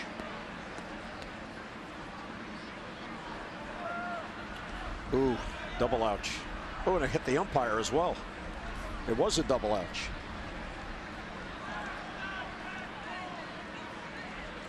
You know, Adam Eaton, he comes over to the White Sox. He had 245 in the first half and 333 in the second half. I asked him today, I said, what was the difference? He said, nothing. I mean, I didn't do anything different. I got a little luckier. Maybe made better contact. Popped up wide of third. Manny hoping for a play, but he's going to run out of room.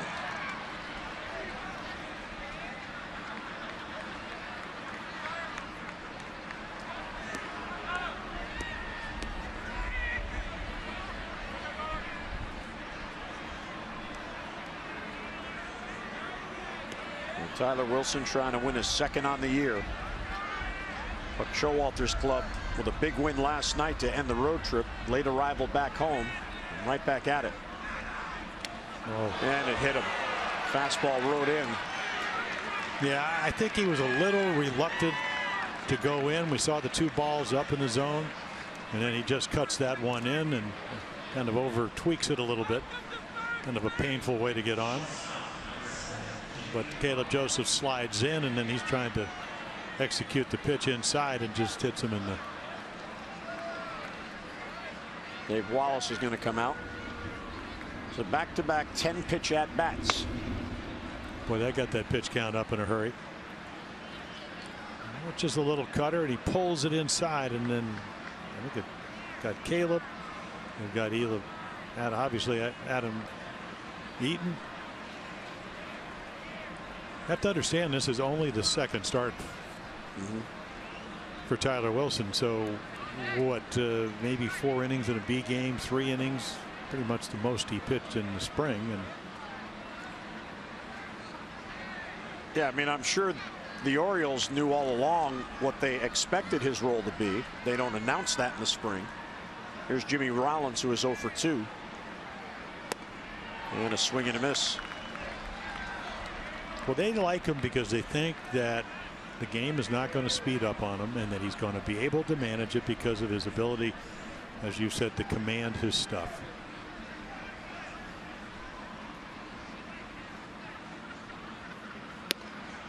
Ooh, squeeze there. 1-1. You know, we always talk about hitters. They go up to home plate. The good ones, they have an idea what they want to hit. You know, they'll scuffle when they get the 2 strikes. But until then, yeah, I mean, if you went and asked Jimmy Rollins what back in 2007 when you were the MVP, there's a really good pitch changeup. He said, I probably had a pretty good idea until I got the 2 strikes what I wanted to do. Well, pitchers have the same kind of thought process. You know, it's a good changeup, maybe the bottom of the strike zone. But you know what I like about that? Corey Blazer called it as it went through the strike zone, not where Caleb caught it, like they're supposed to do. Nice job there by the home plate ump, a young umpire.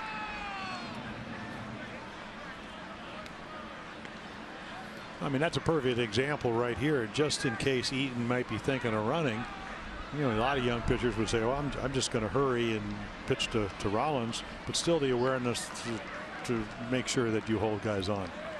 The last thing you want them to do is to steal a base. Center field, Adam Jones won't get it. Falls in for a hit. So after 2 outs and nobody on, the 10-pitch hit batsman at bat, now a single. And here's Buck, and that's going to do it for Tyler Wilson. So he won't qualify for a win. The team win is what matters. Tyler upset with himself that he couldn't get the 3rd out here in the 5th inning. Tying run is coming to the plate, and it's a dangerous hitter in Jose Abreu. So Tyler Wilson leaves. O's have the 5-2 lead in the 5th. Michael Givens coming on.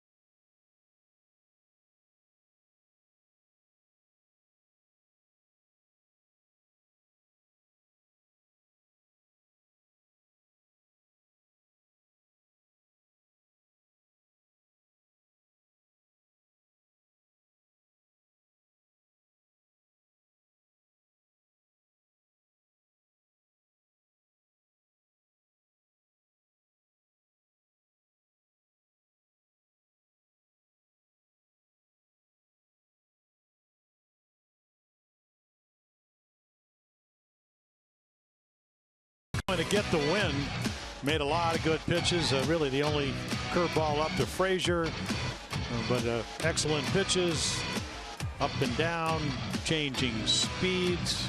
The White Sox do a nice job here in the 5th. There it is, 4 2/3 innings. Only the home run to Frazier. A lot of strikes. Brought to you Our new pitching change by Jiffy Lube, where participating stores now do brake services. Stop in and let Jiffy Lube inspect your brakes today. So Michael Givens on, flame throwing, slider throwing right-hander, striking out about 12 per 9 innings, and he is working on 8 scoreless innings. He has come in with 7 inherited runners, and 3 of them has scored. Lefties hitting him obviously better than righties. So there are the runners. Good speed out there. Eaton the lead runner, Rollins the trail runner. So that's what we were talking about. 4 of the so 3 of the 7 have scored. You'd like to be down in the 25%. So again, I mean, the cold night. Normally he's what, 93 to 95. First pitch 91. That one's 90. Part of coming up to the big leagues in your second year, converted infielder, and pitching in cold, inclement weather.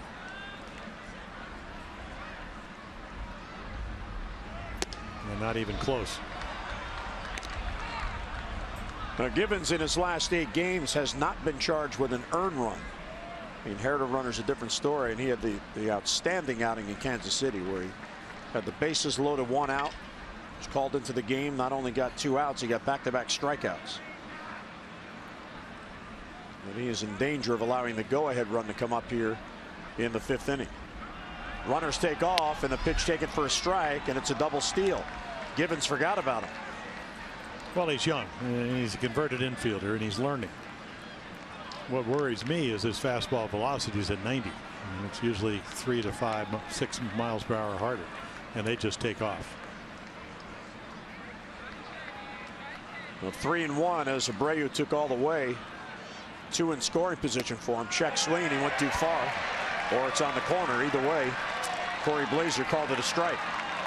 3-0 to 3-2. Yeah, not afraid to throw a slider at any count, and he's only hitting 130 with runners in scoring position.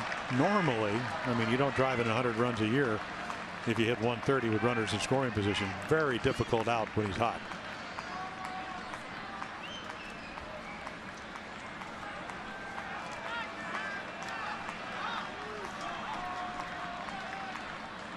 And Givens asked Caleb to come out. Now, you talked about Abreu, 30 home runs last year, 36 the year before. And home run power to all fields. That's why they gave him the $68 million. So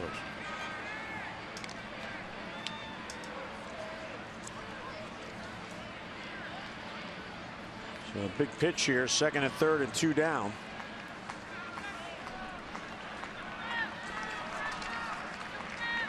Abreu has never faced Givens. And the 3-2 is way outside, ball 4, not even close. So Givens comes on, walks Abreu, that loads the bases. The tying runs are on, the go-ahead run at the plate. And now Givens has to come at Todd Frazier, nowhere to put him. Now the White Sox, they pecked away. Tyler Wilson made a bunch of good pitches. He ends up hitting Eaton, what, on the 10th pitch? Yep. And then the little looper by Rollins on 2 strikes. And now you get your home run guy up who's been red hot. Ooh, missed inside, 1-0.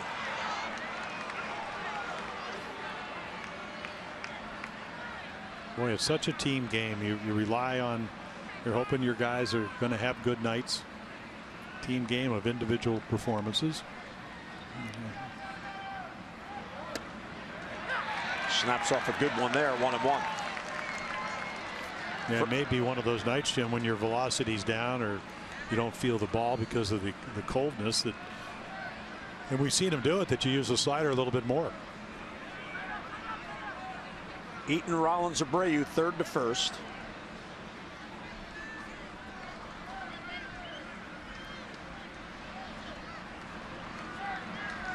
Givens last work Tuesday in Tampa. Swing and a miss. To even that fastball, I mean, it's up and out of the zone, and he's deceptive, but the velocity only 91. Perfect place, though, up and in. You can see the Frazier trying to get the bat head out, couldn't do it. Ball was too far inside. So 1-2 on Frazier. Bases loaded, 2 down. Struck him out. Givens comes back to get his man. He gets ahead of Frazier and gets a swing and a miss, and Tyler Wilson cheering on his teammate. Came right at him, a fastball, and Todd Frazier couldn't catch up to it. Our Honda do-ups as we head to the bottom of the 5th. Chris Davis, Mark Trumbo, and Adam Jones.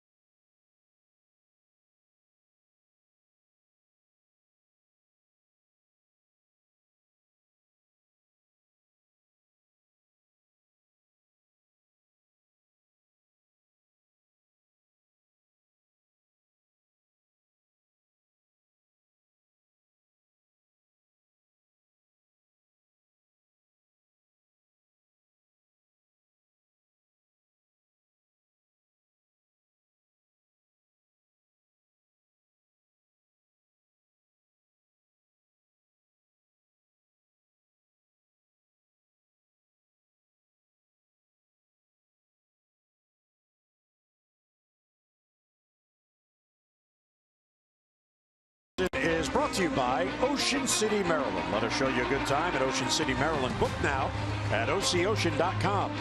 And by Chesapeake Employers Insurance, a workers' compensation insurance company.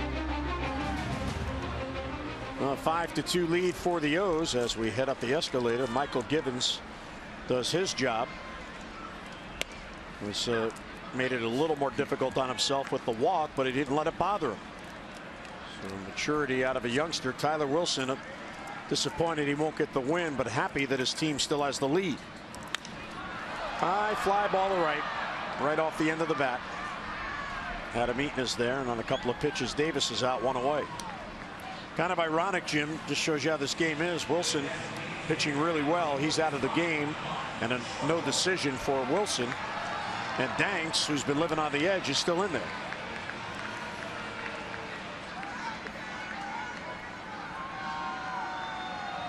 So here's Trumbo.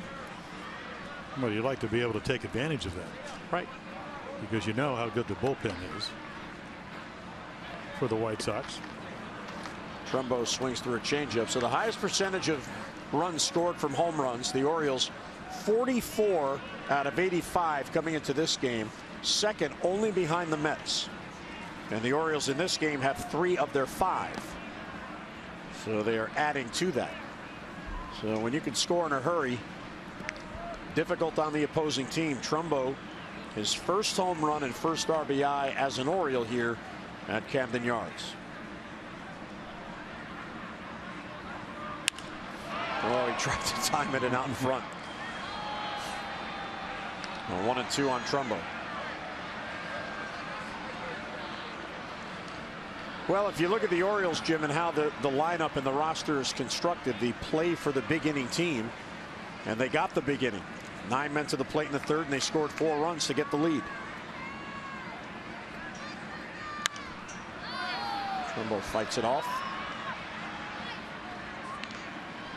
Well, John Danks, after the home run to Mark Trumbo, he certainly knows where he doesn't want to throw it.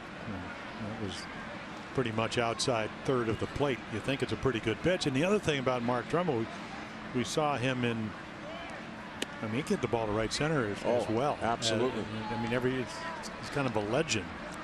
I'm looking forward to seeing him here in the summer months with the jet stream to the bleachers in right center field.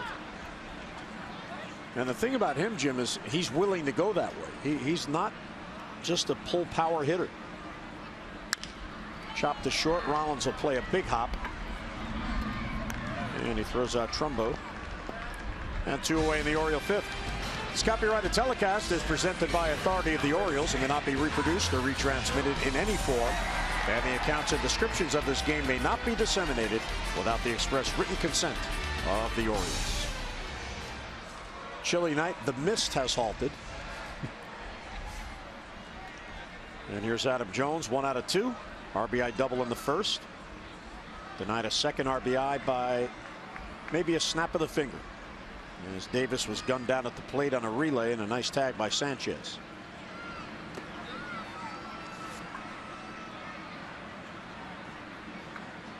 John Danks out of Round Rock, Texas, where the Rangers AAA team plays.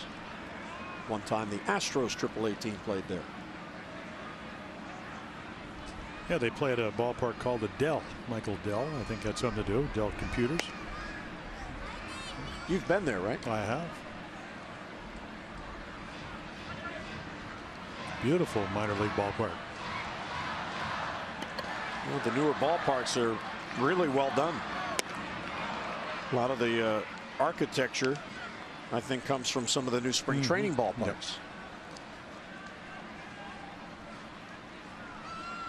Yeah, Round Rock, just outside of Austin. Barbecue capital of the world. Well, that area of town. Barbecues everywhere. 2-2. Adam being very selective tonight. He had gone 35 at-bats without an RBI before that RBI double in the first.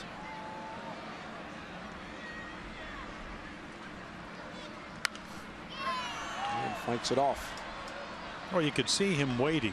You know, he gets the 2 strikes, doesn't want to get fooled with a breaking call, because all the pitches that John Danks come into play. So it looks like he's late, but he's just trying to let the ball travel as far as he can and recognize it.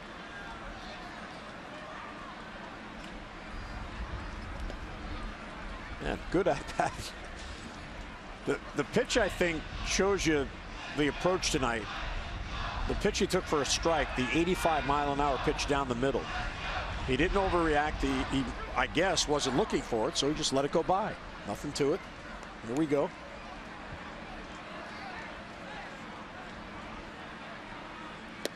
Oh, got him with a changeup. So the O's go 3 up and 3 down for a second time tonight through 5, 5-2 Baltimore.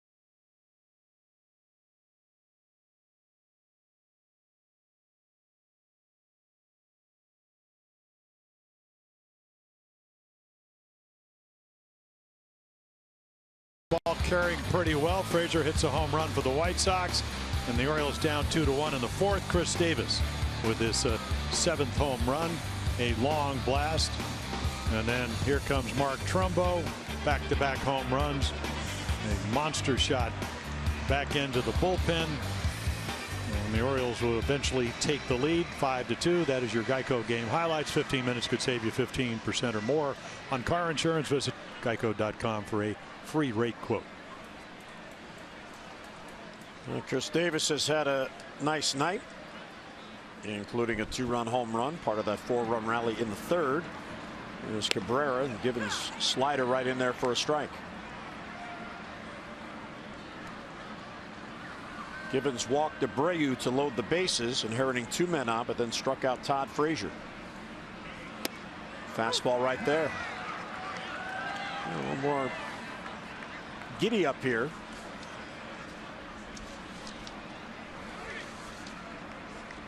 Cabrera, comebacker and a bouncer to second.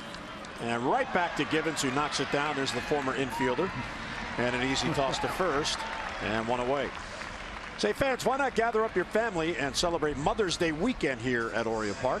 Saturday, May 7th, when the Birds take on Oakland at 7:05. First 10,000 female fans 18 and over will receive an Orioles canvas tote presented by MLB Network.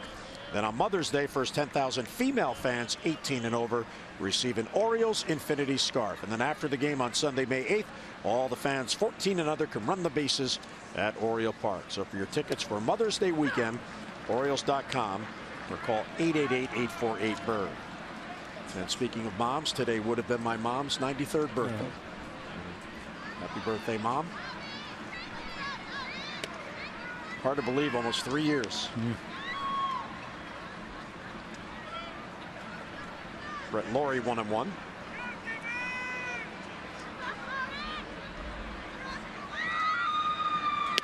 And taken outside, ball 2.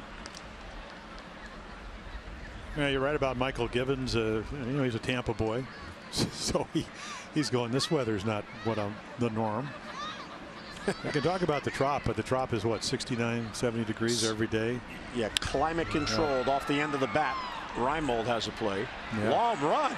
Oh, and he gets there. He took a circle route, but he got there. Well, that's what you know, you see the pretty good swing. He's already doubled tonight, and you think, boy, he hit that ball pretty well, but where you hit it on the bat dictates how far it's going. So again, that a couple of steps to his right, and then does come in, and certainly with the speed to be able to do that.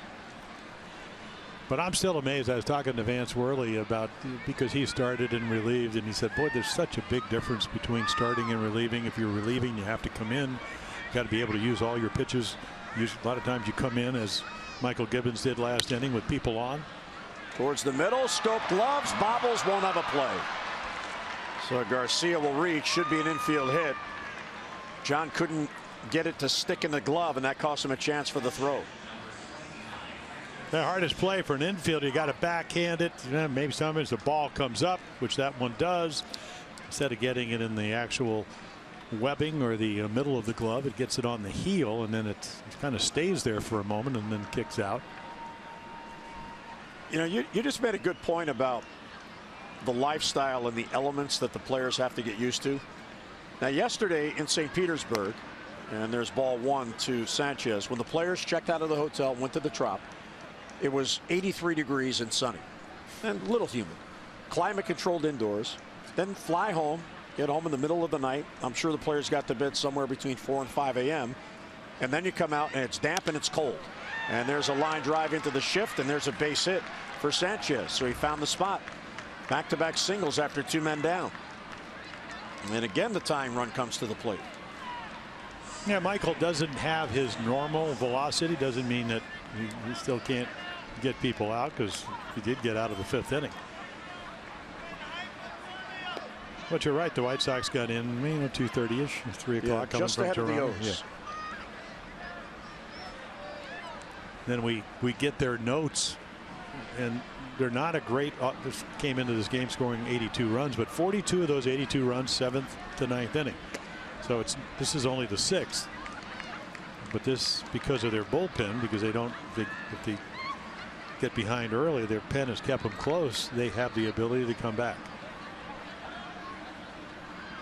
1-0 on the number 9 batter, Jackson. There's a strike.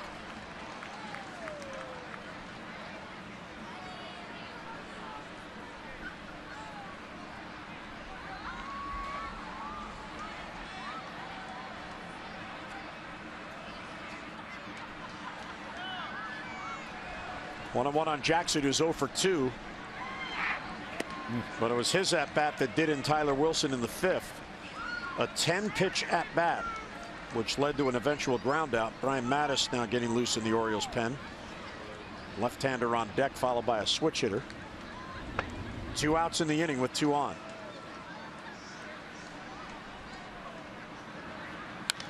Foul back, 2-2.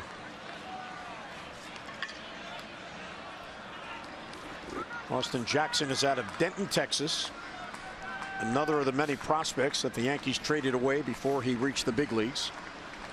They got Curtis Granderson for him. Granderson was already established with the Tigers. And he ended it, what, 40, 44 home runs, a couple of back-to-back 40 home run seasons. So, and he went on to be Rookie of the Year, and of course that was his best offensive year, hit-wise. 2 on, 2 out, and the 2-2 is rolled foul. Yeah, the White Sox have fouled off a lot of good pitches. I mean, that's about as good a slider as you can throw. 2-2, you want to make it close enough. You don't want to be going 3-2. And they just keep flicking them foul. I mean, it all started with Adam Eaton off of Tyler Wilson. Yeah, back-to-back 10-pitch at bats in the 5th inning against Wilson. Fortunate for Givens, that ball hit the bat, not Jackson. Fastball that stayed inside. Well, that does open up the outside corner if you can execute that pitch, and it's just a running fastball and trying to start the swing, and gets the bat head on the way by.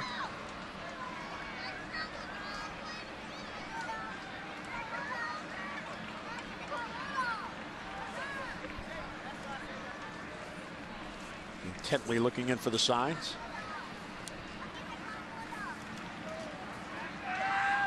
Struck him out with an off-speed pitch. So Givens, back-to-back innings, strands men on. Bases loaded in the 5th, 2 in the 6th. Bottom of the 6th, those have the lead.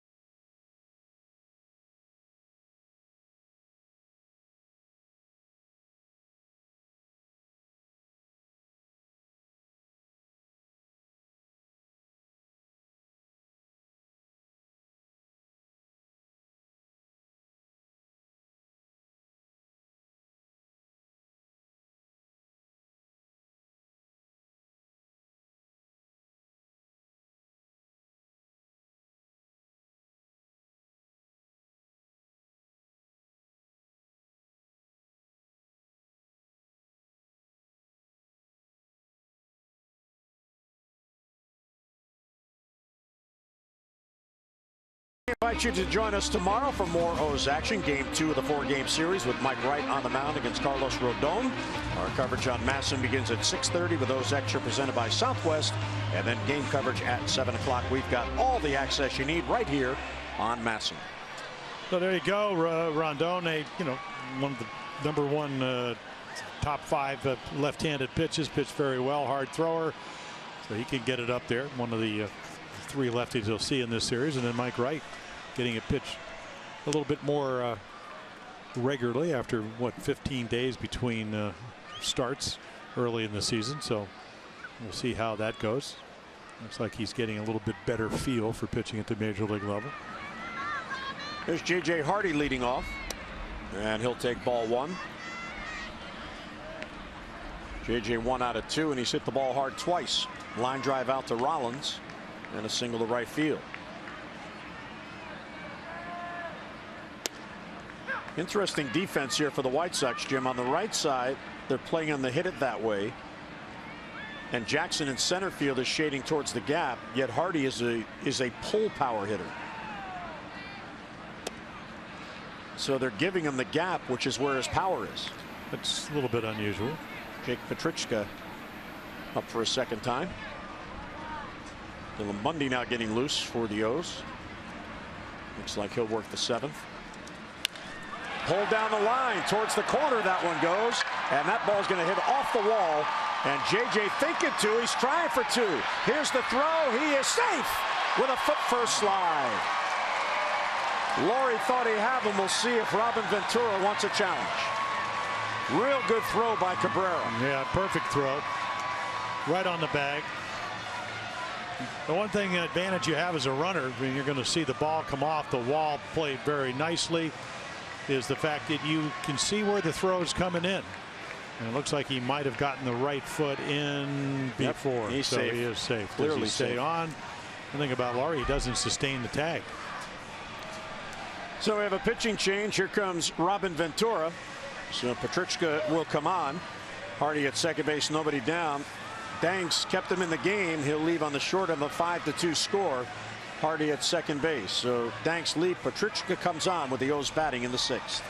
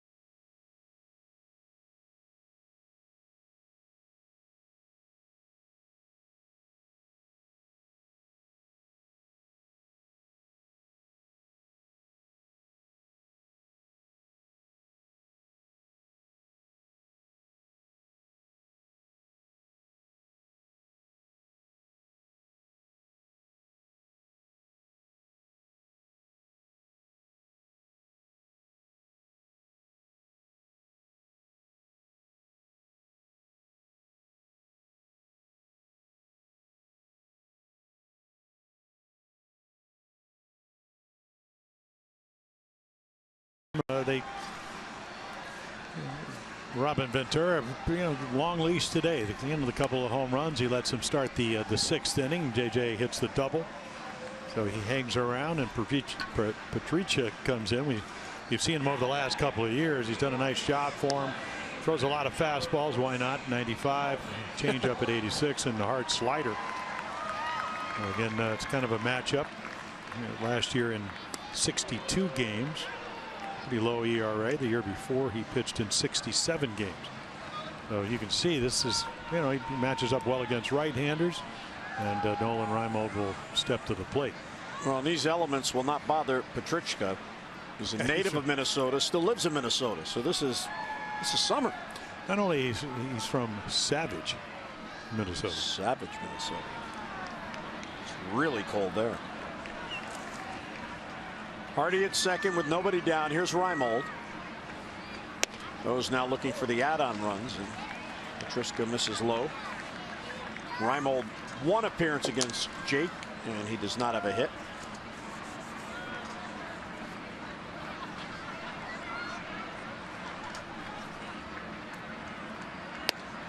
And a strike at the knees. Petrichka, second round pick of the White Sox back in 2010. He played at Indiana State University, first made most famous by Mr. Larry Bird back in the late 70s.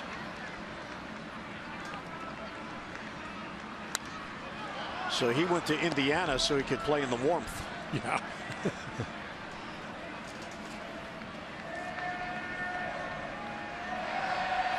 Now in his 4th season, 67 games in 14, 62 in 15. And he's ahead of Reimold with Hardy at second base.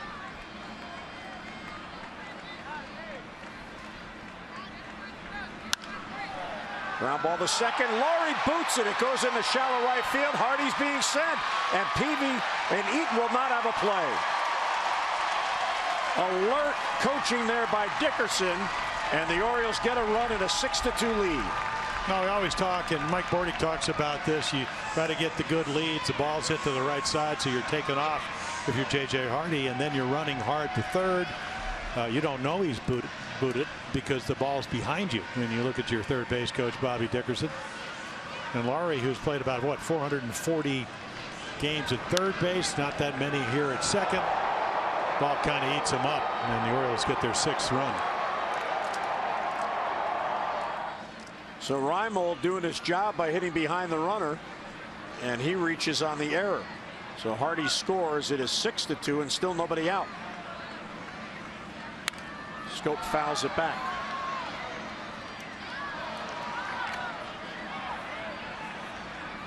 So the inherited runner scores. Not Petrichka's fault. John Danks not too happy about the events here tonight.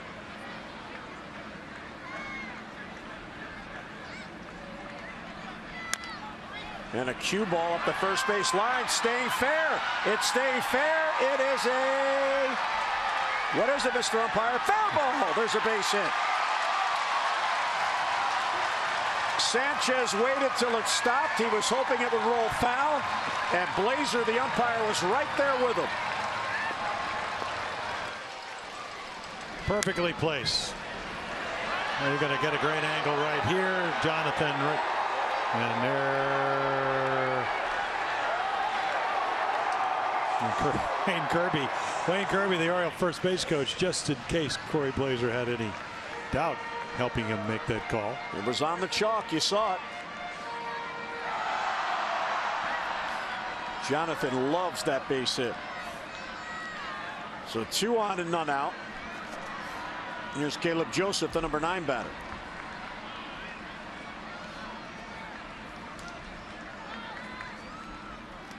And a swing and a miss. Yeah, there's the slider.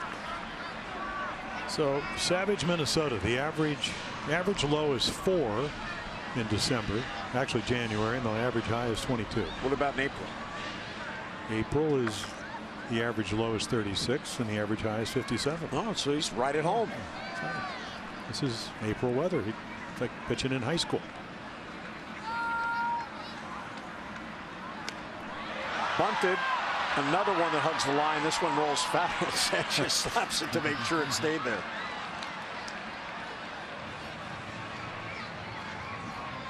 The Orioles are the only team in baseball without a sacrifice. Caleb laying it down.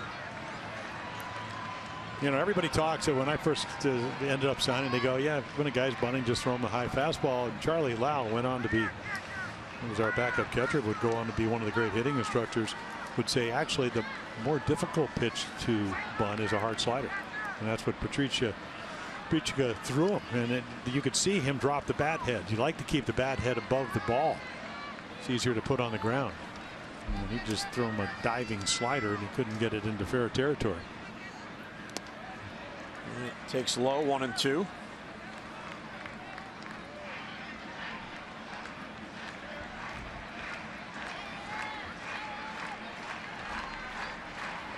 Robin Ventura looking on. His team came in red hot. Came in a cool elements, and the Orioles got to John Danks in the 3rd to break the game open. And now looking for add-on runs here in the 6th. They have 1 in and 2 on and none out. Ooh, was that a close pitch? 2-2. And then Caleb, we're looking for his first RBI. 1 for 4 with runners in scoring position, but obviously that runner did not score. He's got a 2-game hitting streak going.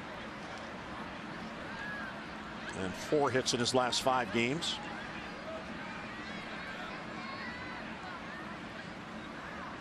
He is one player that you can honestly say every day he comes to the ballpark, he's going to have fun. He really is enjoying his tenure here. Fly ball to right field. There's Eaton. And he puts it away. The runner's bluff going. Yeah, he's got a really good arm. And Steve Stone was talking about a play he made in Toronto where he just picked it up in foul territory and gunned a runner out at third. Not only that, pretty accurate. So the runners hold. Reimold at second and Scope at first. Sanchez flashing signs to the infielders. The signs telling them what he'll do if the runners break in a double steal. They have to put the defensive coverage on, so the base that Robin Ventura wants them to throw to is covered. Here's Joey Rickard, 1 out of 3 plus a run. And he'll take inside. So what slump? Rickard's got a 3-game hitting streak going. The market has been corrected. Kind of like that number, 385 so far. Runners in scoring position.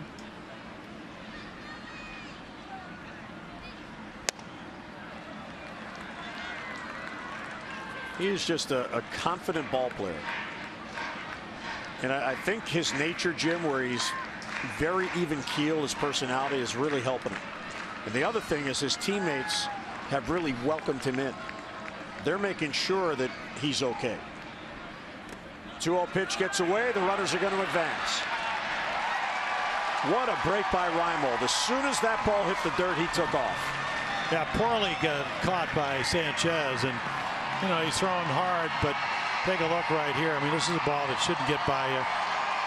Well, I'll take that back. I didn't think it bounced that far out in front, so he just tries to backhand it. I know Rick Dempsey is watching this game down below. He's going, boy, you got to really get in front of that ball. So he tries to back, and then the runner's very attention, so it skids off the thing. He tries to hope that it gets into the catcher's mitt. 3-0 is low ball 4. So Rickard draws a walk.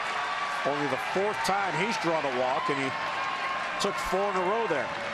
Don Cooper's going to come out to talk to Petrichka. Yeah, I'm not sure if this was part of the game plan to pitch around Joey Rickard to get to Manny Machado, but that's what happened.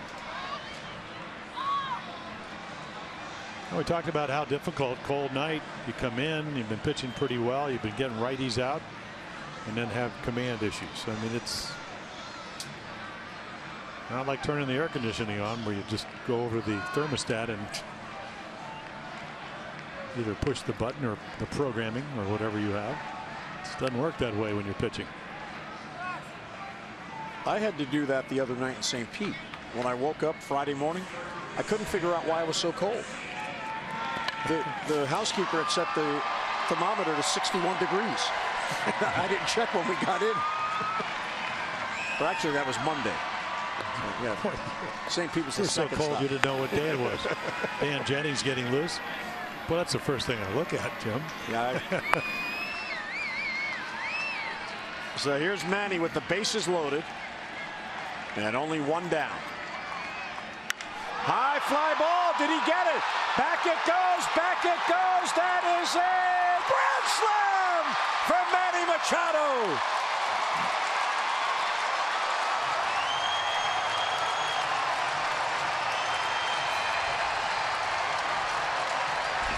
Did O'Day catch another one? I think he did. Yes, he did.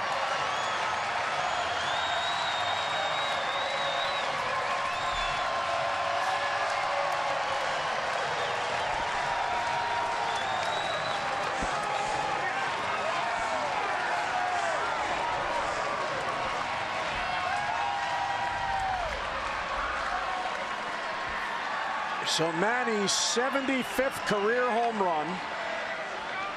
He moves past Cal Ripken, and a swing and a miss. Here is the Lexus of Townsend drive of the game. Yeah, I'm sure Don Cooper said to Petrichka, hey, just throw him a good slider, get a double play ball, but he hangs it.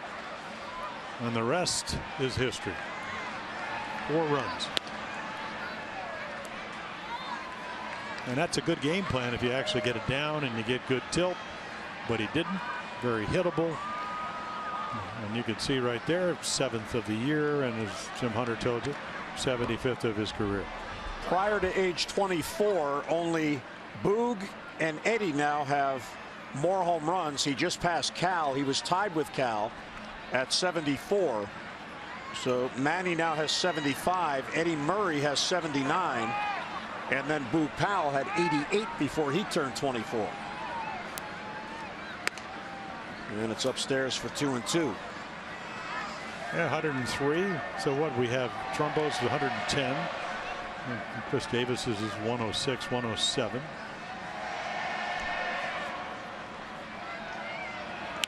And foul back. And another hittable slider. So Manny Machado, a 2-hit, 5 RBI game. And moving up on yet another all-time list.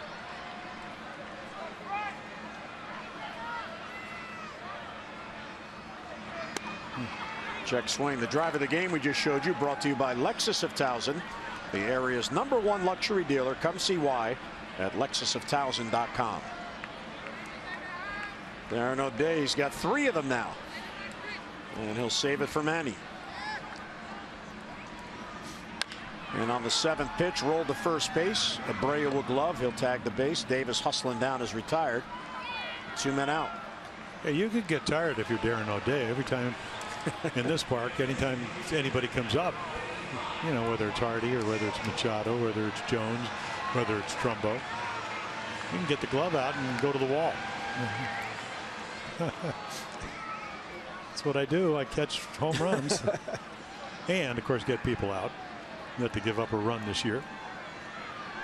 So a 3 home run game for the Orioles, and here's one of the home run hitters, Mark Trumbo. And there's a strike. The last time the Orioles hit 3 home runs in a game was Saturday, April 16th, when they hit 3 in Texas. Willem Bundy, who was up, gets up again.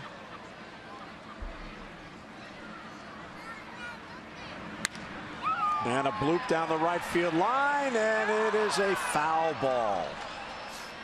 Foul ball. Let's get a look at our Coons.com AL League leaders, brought to you by Coons.com. Over 2 million vehicles sold and counting. There you go. The Orioles and then the Astros, who are struggling. Tigers. They'll be in a couple of weeks. We saw the Rays. Dwayne Statz, who does the play-by-play, said, yeah, they want to be like the Rays want to be like the Orioles. Or last year, like Toronto, 890 runs, hit a lot of home runs. They're last in team batting, so they're not getting a lot of guys on ahead of the home runs.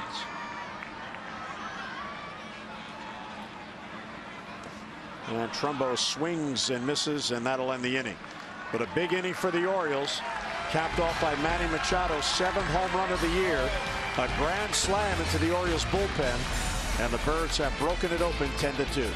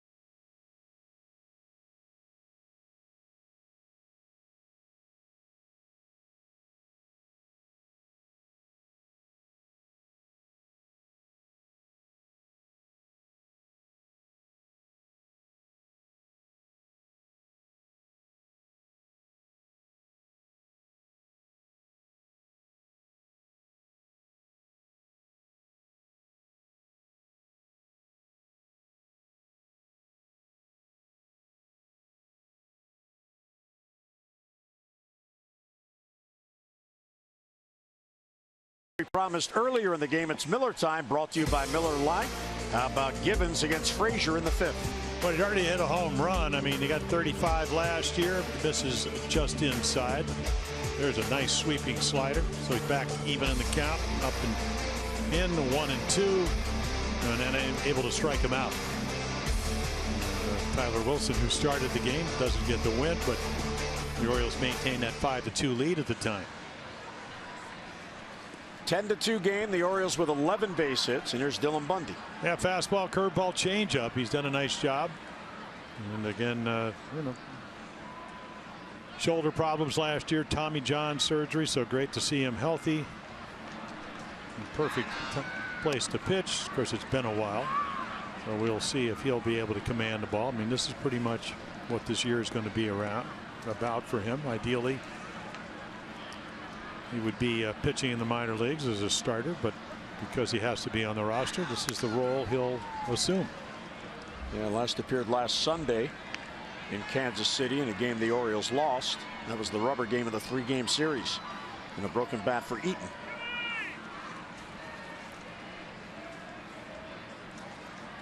But Tyler Wilson went 4 2/3, 2 runs on 4 hits.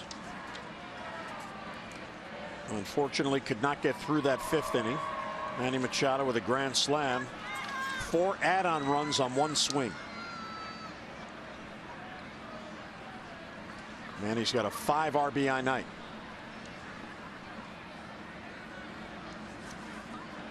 1-1 on Adam Eaton. And a bouncer to Machado, who is close. Tough play, throws off balance and won't get him. There's an infield hit. Yeah, that's what Eaton can do, and you know, he makes contact. Good running fastball. Dylan Bundy makes a nice pitch and gets a bad result. Manny trying to make the play the only way he can. Anytime you're off the line and you have to go to your right and throw back, and then you have a speedster, you're not going to be able to get him. Manny made it closer than it appeared it was going to be. So a leadoff hit off Bundy, and here's Jimmy Rollins. 1 out of 3. He was the last batter that Tyler Wilson faced. Rollins now 37 years old in his 17th season, facing a young Dylan Bundy. Good changeup, really good.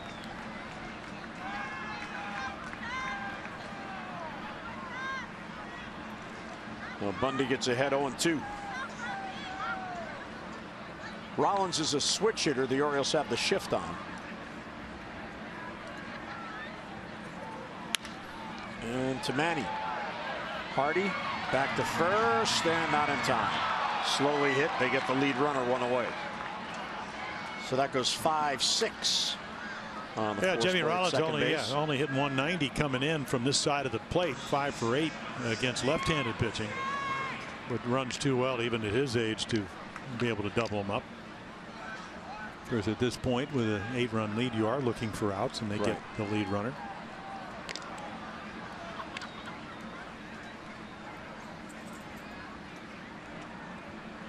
Here's Jose Abreu. Got an infield hit in the 1st inning, and he was on ahead of the home run by Frazier. White Sox had a 2-0 lead. They've been outscored by 10 runs since then.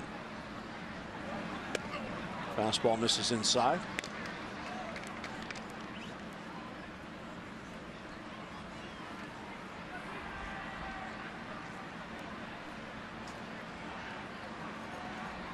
The game in Kansas City last Sunday, the only appearance for Dylan on the road trip. Foul ball, sounded like we got a piece of Caleb's mask. Well, that was the best fastball in '94. I might have gotten a little bit of Corey Blazer too. Good running fastball up and in. Oh, it was the umpire's mask. That's why Caleb went out to the mat. Give him a few minutes to get the cobwebs out. We're saying, thank you, Caleb. I'm fine. Thanks for your concern. Caleb saying, no problem. Just call strike. Yeah, I'll be up in about 5 hitters. To right field, Rickard coming in on it, and a sliding try, but it's off his glove. Nice effort there by Joey Rickard, who was deep. So that'll be a base hit and 2 on with 1 out in the 7th. Fans, you can follow Orioles baseball live with the MLB.com @BAT app. You can stay up to the moment at any moment with Game Day. You get live game video highlights, StatCast, news, and more. Download MLB.com @BAT, the #1 app for live baseball on your phone or your tablet. Follow the performances of Manny Machado night in and night out. Well, this is the inning, Jim. You mentioned the White Sox 7th, 8th, and 9th. They have been a force. Yeah, good changeup.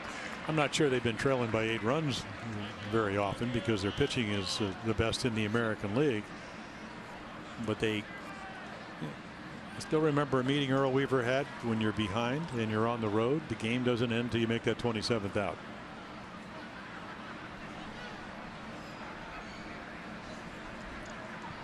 There's Sale, who will pitch on Sunday, already 5-0.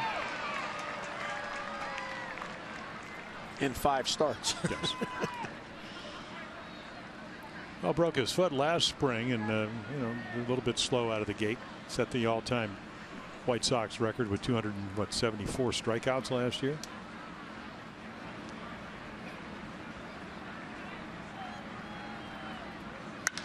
High pop up to shallow center. Adams coming in. He tells Hardy, "I have it," and he does. 2 men down. Baseball is such an amazing game because you just never know. The Orioles are coming off a road trip where the last 4 games they had trouble at the plate. Pitching certainly a part of that. So they come home, and Buck's team is facing an opponent that has won 6 in a row and 8 of 9, and comes in Robin Ventura's club with the best pitching in Major League Baseball. And the Orioles have put 10 runs on the board on 11 hits. Just an amazing, amazing game. Here's Cabrera. Well, the other side of that coin is, and Jim Leland said it when he was managing Florida back in, what, 1997, I believe. He said, momentum's only as good as next day's starting pitching. And another good changeup. so again, if you're going to face, and I have all the respect in the world for John Danks because he's coming off shoulder surgery a couple of years ago. He's not one of their better starters, at least hasn't pitched to it. Pitching on, what, as we mentioned, 6-7 days in between.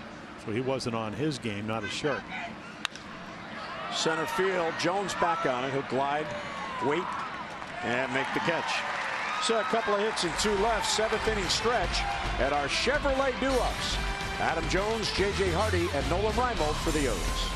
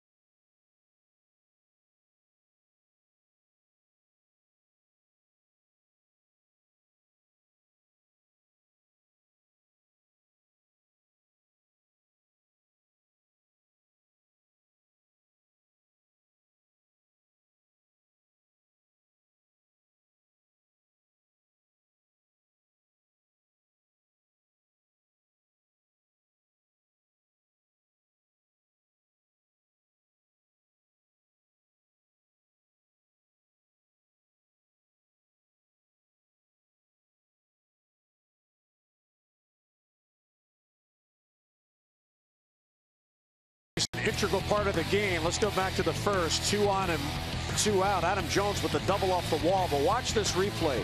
Jackson to Rollins. Perfect throw to the plate. They got Chris Davis in an eyelash. But then J.J. Hardy on at second. The ball is booted by Laurie. Bobby Dickerson sending the hustling Hardy all the way, and he scores without a throw. So if you're aggressive on the bases, you will be thrown out from time to time. It's just how it is. But if you force the issue, you're going to have your chance to make some plays, and the Orioles certainly have done that. Yeah, you create a fact where they have to play the game the way you practice it in spring training. Dan Jennings comes on. He's been pitching very well. Got him from the Miami Marlins at the beginning of last season. So there are the numbers. But again, this is the best bullpen in baseball. Patricia comes in, does throw the grand slam. Lefties hitting him. Again, reverse numbers. Lefties hitting him at 400. Righties at right-handed. 50-50 ground ball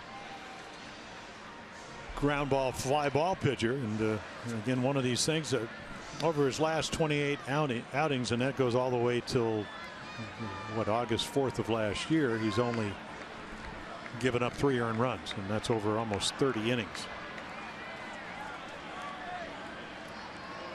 So here we go to the bottom of the 7th. Adam nearly hits Wayne Kirby. Oh, Adam's going to love that. Look at the smile. Wayne saying, come on, hit it fair, hit it fair. Glad he got that little nap this afternoon. Adam is 1 out of 3 with an RBI double that we showed you there.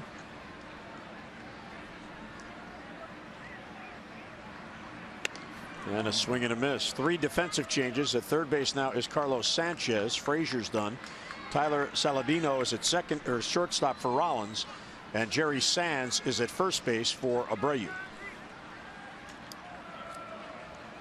In this 10-2 game, so the only player on the bench is the other catcher, Deoner Navarro. Yeah, Sanchez just got called up. Dave Robertson, their closer.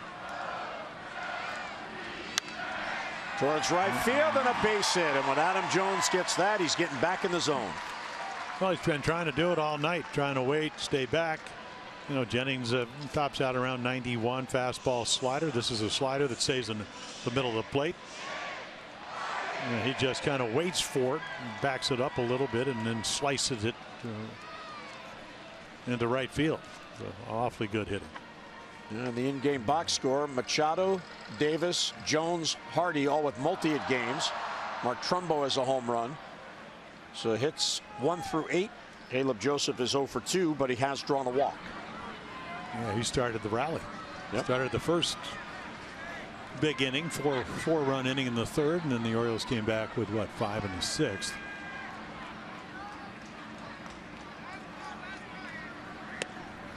Strike 1 to Hardy.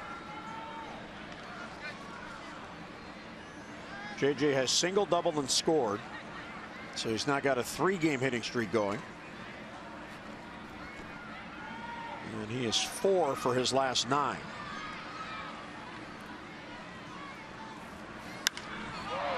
Center field, Jackson has a play.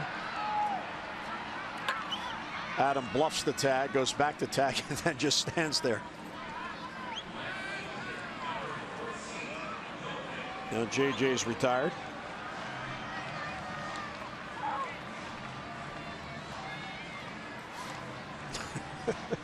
Wayne Kirby's telling first base umpire Sam Holbrook, I told him the tag.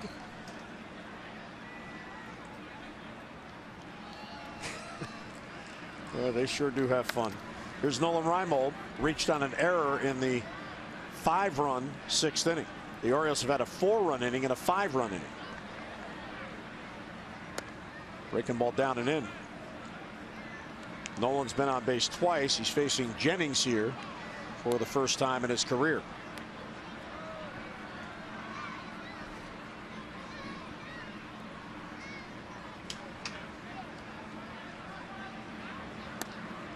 And a little low for ball 2.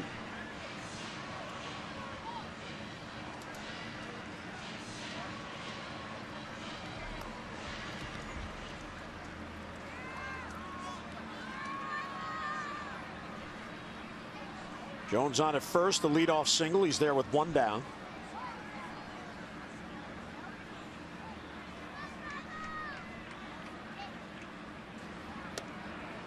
Another good eye, ball 3. Yeah, Dan Jennings has one of those kind of herky, jerky, kind of jumps at you windups. I think it'd be very effective. And we mentioned he's pitched very well for him. In fact, everybody out there has pitched well for him. You're not kidding. The bullpen's ERA coming into this game in the past 9 games for the Sox was 0.73. And taken all the way. And that was against the Rangers and Toronto. So those are the big boys. They can, you know, the Rangers can swing the bat. We know how good Toronto can be. Don Cooper looking on.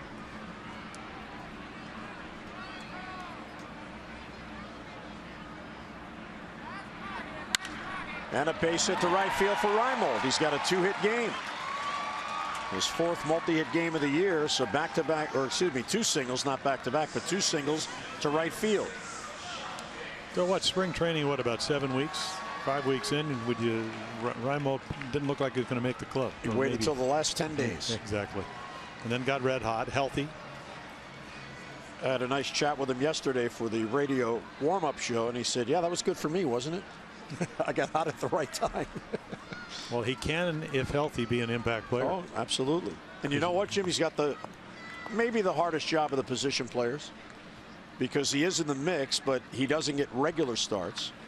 Well, Buck does like to get him in there against lefty starters, and for Reimold, he's 4 or 5 starters the stretch the Orioles are in are against lefties. But he's not one of these 4th or 5th outfielders that can only hit lefties. He can hit right-handers. So again, if Joey Rickard, Rule 5, if he slumps or stumbles a little bit, still, you know, certainly be a part of this roster. Comebacker. Jennings to second, out there, back to first, is not in time as Scope legs it out. So the force on Reimold, 2 men down.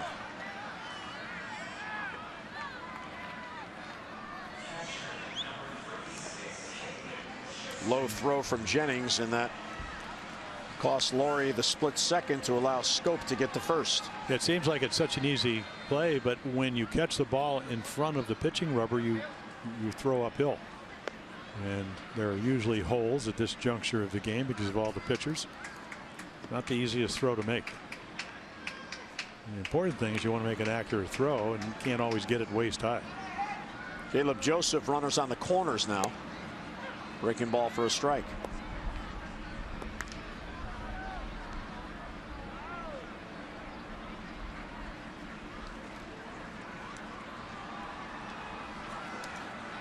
Jones and Scope, first and third.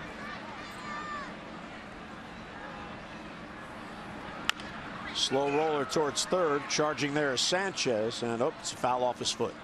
That's why it was a slow roller. Hit it off the puppies.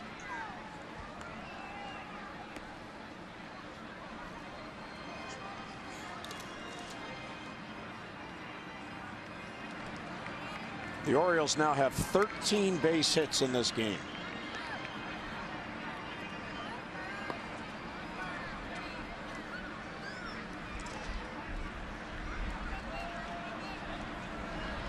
That is the second most they've had in a game this year.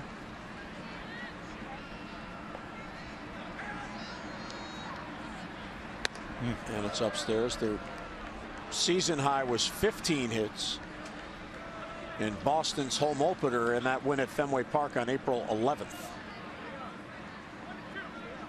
And 13 more hits here tonight.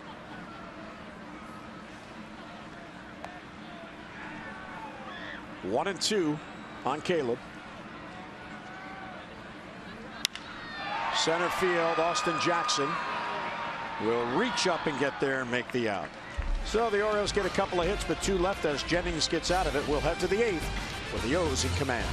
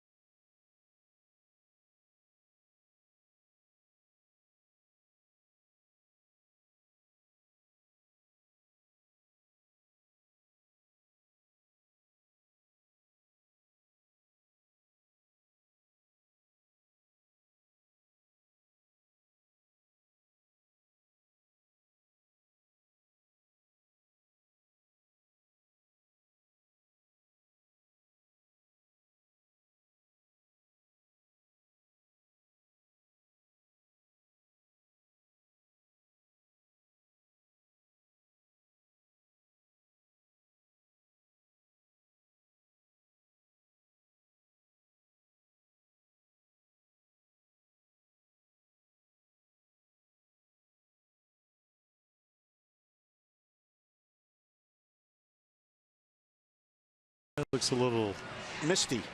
A little heavier than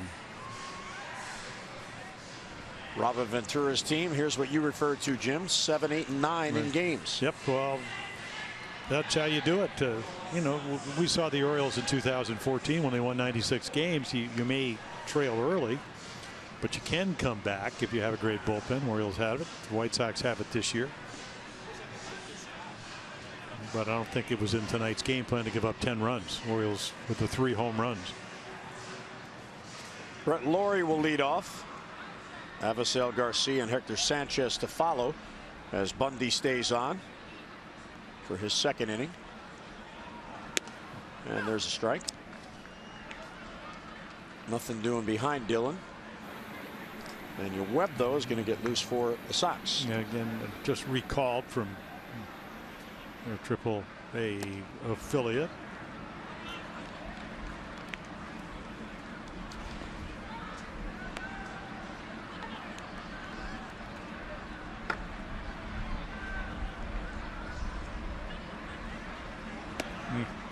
Breaking ball a little low. Yeah, he's got a nice one.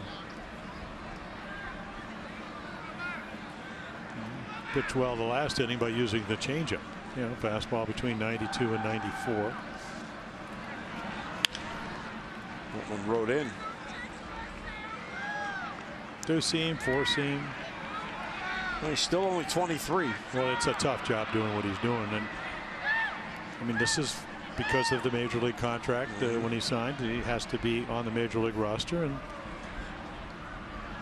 I don't know of too many 23-year-old kids that would have missed the time that he's missed because of the Tommy John and the shoulder problems that could throw as many strikes as he's been able to throw. In the past 3 seasons, he pitched in a total of 17 games. Laurie fouls it off. First time I ever saw him, and he was throwing down in Sarasota, and you know, they had the 5 or 6 mounds. And he's throwing, and Steve Johnson's throwing next to him, and I said, Steve, don't ever do that again. Come up with a leg cramp, because he's throwing about 5. But he's got a good windup. He's able to repeat it. And how many 23-year-old kids could pull the string like that? So he used the curveball to get behind. He got back in the count with his fastball, threw a good one. He was late. And then this is about, I mean, this is one heck of a changeup. Brett Lowry swings right over it. Well, Dillon missed all of 2013 with the Tommy John surgery. Pitched in 9 games in 2014 and 8 games last year.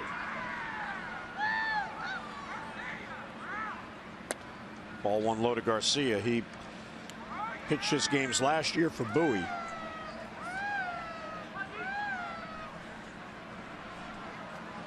Number 4 overall pick in 2011. Garcia is 1 out of 2 plus a walk.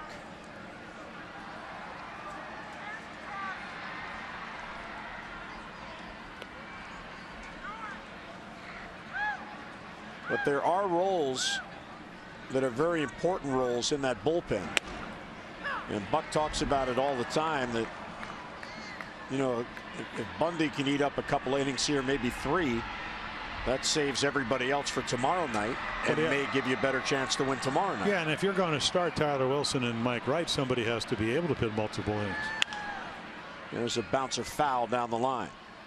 Now we know T.J. McFarland can do that, but you may not like the matchup because of the right-handed power, even though he seems to be able to get everybody out. So he's a long man candidate. I just think it's great having gone through tearing my rotator cuff, and I know what it's like to be able to come back and pitch at this level.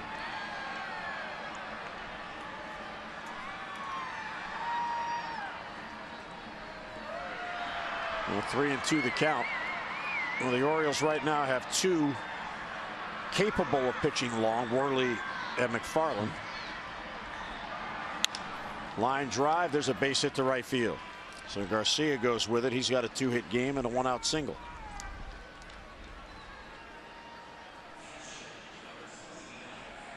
Of course, the O's continue to go with the 8-man bullpen. Not sure how long they'll continue to do that, but for the moment it's a 3-man bench, and that really is okay on this team, Jim, because there are so few players who don't play every day. The only thing is right now, Sanchez pops it up. That's in shallow left where Reimold waits for it, and 2 away. But Showalter wants to give J.J. Hardy some time off, and in this series you have a day game after a night game on Sunday. So if Buck elects to do that, he would have to move Manny to short and then play Pedro Alvarez at third. But Chris Sale is pitching on Sunday. So Pedro with that left-handed bat, not sure that move's going to happen. So maybe you do it on Saturday night when Latos is going to pitch. Right, Who's the right-hander. 4-0? Yeah, the right-hander. But that's really the only challenge right now with the 3-man bench, because for the most part the only difference would be is Trumbo and right fielder DHing. Well, tonight, and it is only April. Tonight the best pitch for Dylan Bundy, and it's remarkable, is changing. We're able to get Sanchez out on it right there, pulled the string on it, and it's a good one. There's another one, but that one's a little bit high.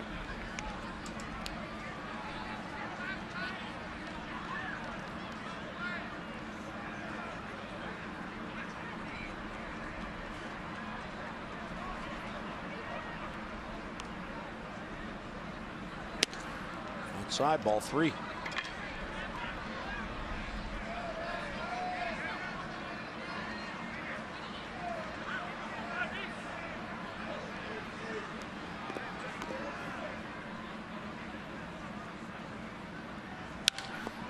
High fly ball to center field. Adam Jones is going to range back on it, and he has it for the out. So base hit and a man left. And as we go to break, we'd like to remember Joe Durham, Oriole in the 1950s, who passed away at the age of 84 today, one of the more popular players and personalities around the Baltimore franchise.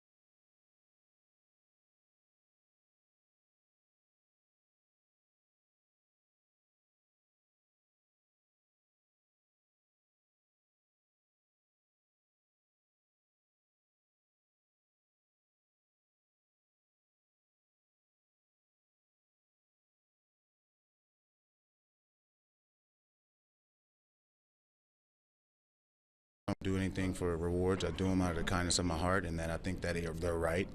And to be honored by my peers is by far the utmost respect.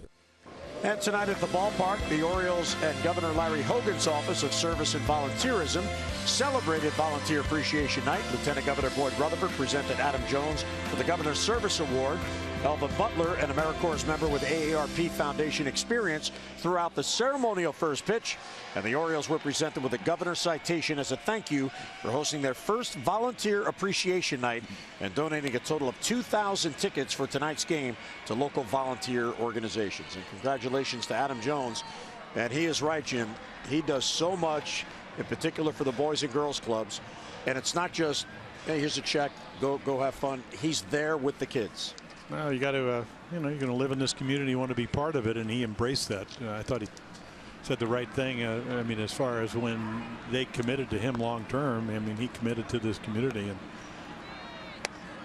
he does mean it. I mean, he's very sincere about being able to help other people, and he's done a great job with that. Daniel Webb, you saw his numbers. He misses to Joey Rickard, 1-0. Line to right field and on it, and a diving catch is made by Adam Eaton. Oh, he trapped it.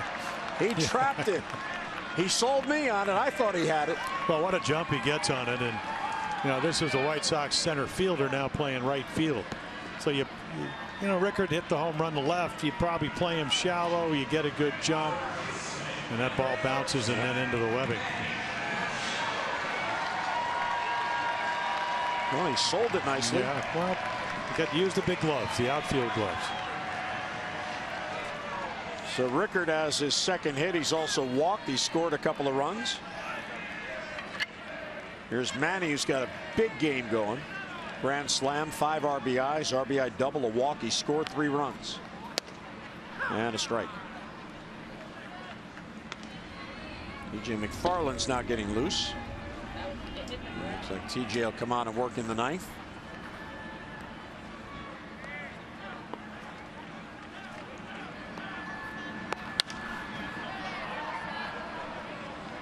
Yeah, Webb, who pitched in 18 games for him last year. He was down at AAA Charlotte. And a couple of saves, 7 appearances, low ERA. Lefty's only 2 for 15.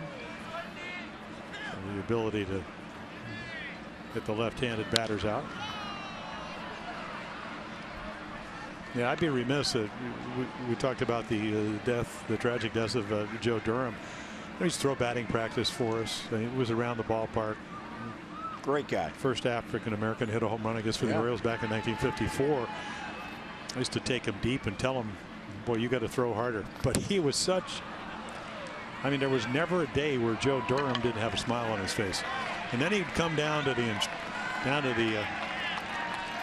I'm going to mind blank here, but he'd come down to the fantasy camps, and this good pitch right here, a little bit extra down the way. And every day at fantasy camp, we would not start till Joe would entertain us with a joke or two. Hyun-Soo Kim is going to pinch hit for Chris Davis. But he'd be at the games, 50 games a year, sitting in the press box. A major part of when I played, because of the batting. I mean, somebody's got to throw BP. That's how you get ready for the games. And too many people like Joe Durham. Outside the Kim, 1-0. Kim's last at bat was last Saturday in Kansas City when he got a start against the Royals. So Chris Davis, his night is done. A 2-for-4 night, including a 2-run homer.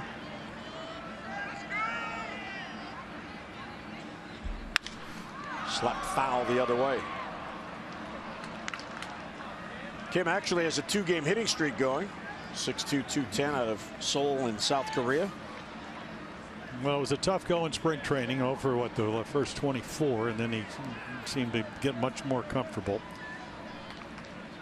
And boy, this has to be difficult for him because he played every day in South Korea. And now he's a part-time player.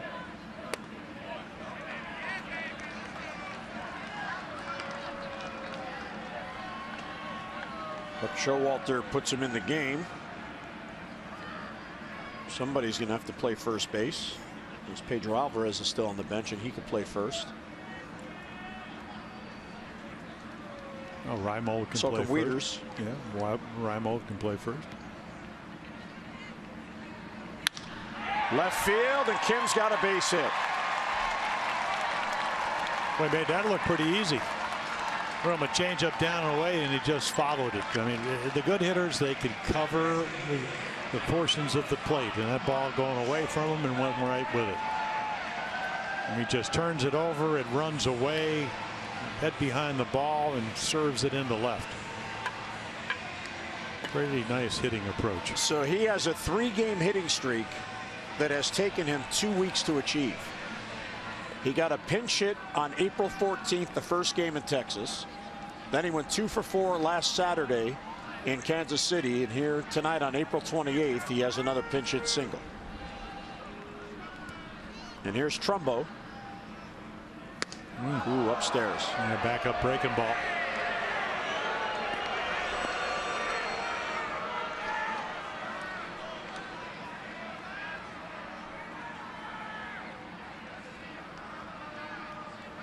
And Trumbo saw it all the way.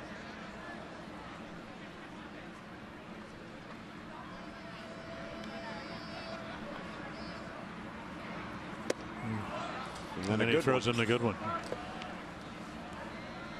Trumbo 1 out of 4 with a solo home run, his first home run and RBI here in his new home ballpark. 5 home runs and 17 RBIs in the Orioles' 12 road games.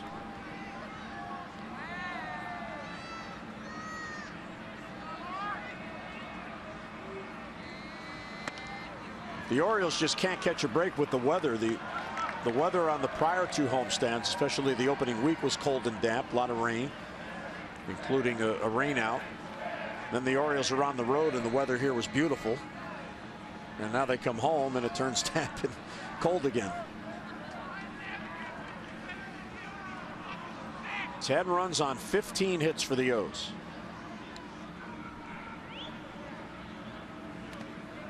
Knocked down by Hector Sanchez.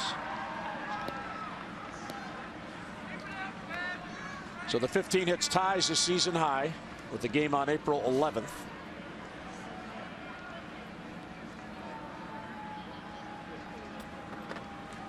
Orioles had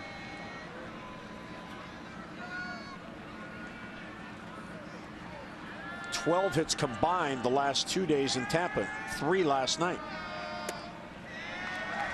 And there's a walk. And the bases are loaded. Now Cooper's going to come out.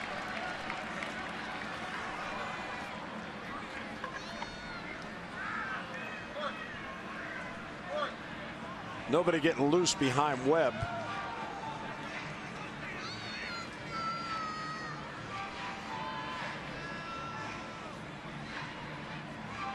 And Alvarez looks like he's going to come and hit for Adam Jones. So you get him at a bat. That solves your first base problem. Yep. You can double. And Kim could go out to left. Raimo could go to right. Yep. And Rickard could go to center. And Pedro gets to hit. The average coming up. Some pretty good at bats. First 2 nights down in Tampa Bay with a couple of doubles. And he's got a 2-game hitting streak, and both games were multi-hit games. And fouled down at the plate. 235 as a pinch hitter with 9 ribbies.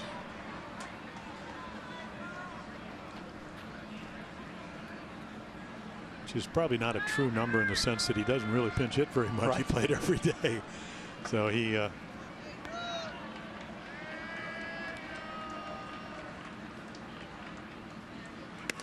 outside. Well, you come out of AAA, it's a different baseball, a cold night, and Webb looked like he has no idea where the ball is going. I'm sure Don Cooper said, hey, throw a grounder. Keep the ball. No, I mean, that's what he does. I mean, he's 92, 93, but he can sink the ball. There's a great changeup. There's still only 1 out. And sometimes the simplest thing, a pitching coach will run out and say, hey, throw it for the middle of the plate. It's not going where you want to. And you just let the natural movement, and that was about as good a changeup as you can throw. Maybe you'll have some good fortune. And he got him. Couldn't hold up on the breaking ball, so Alvarez is down on strikes for the 2nd out. So good changeup, good slider. Able to pitch out of the zone because he got ahead.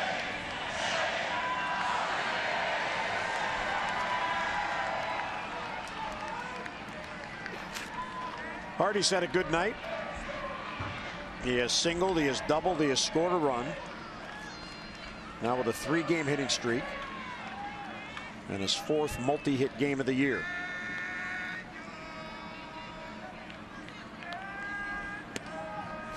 Slider stays inside.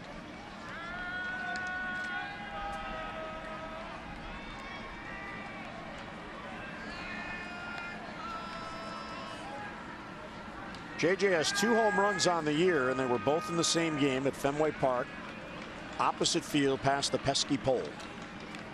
You notice Dustin Pedroia. Yeah, I saw that. Notice he hit one last night off the pesky pole. Was that his grand slam or was the other home run? I think it was the grand slam.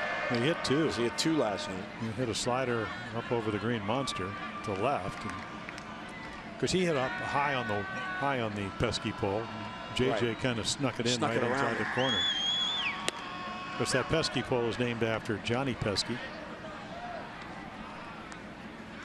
Johnny Pesky hit in front of Ted Williams, and what, his first 3 years in the major leagues had 200 hits or more. Of course they're going to pitch to him. Well, they did.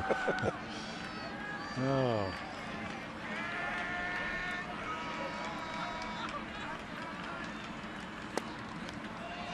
Hardy being very patient and has worked the count to 3-1. Well, he ought to get an awfully good pitch to hit. They've already gotten 1 grand slam in this game.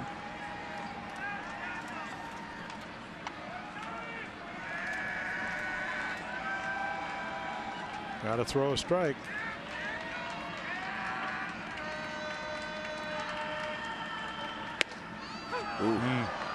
Maybe.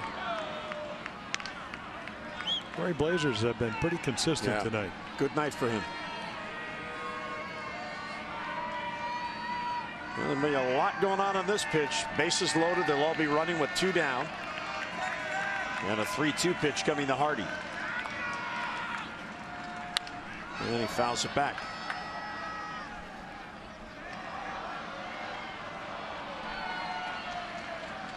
So Hardy about to see the 7th pitch in this at-bat. A lot of extended at-bats here tonight for the Orioles. Several for the White Sox as well, which is what did in Tyler Wilson in that 5th inning. Back-to-back 10-pitch at-bats. Runners go, and another roller foul. Yeah, this would be one of those games where JJ probably would have come out of the game, and you would have seen Ryan Flaherty playing shortstop. Cold night, long night. Protect the back.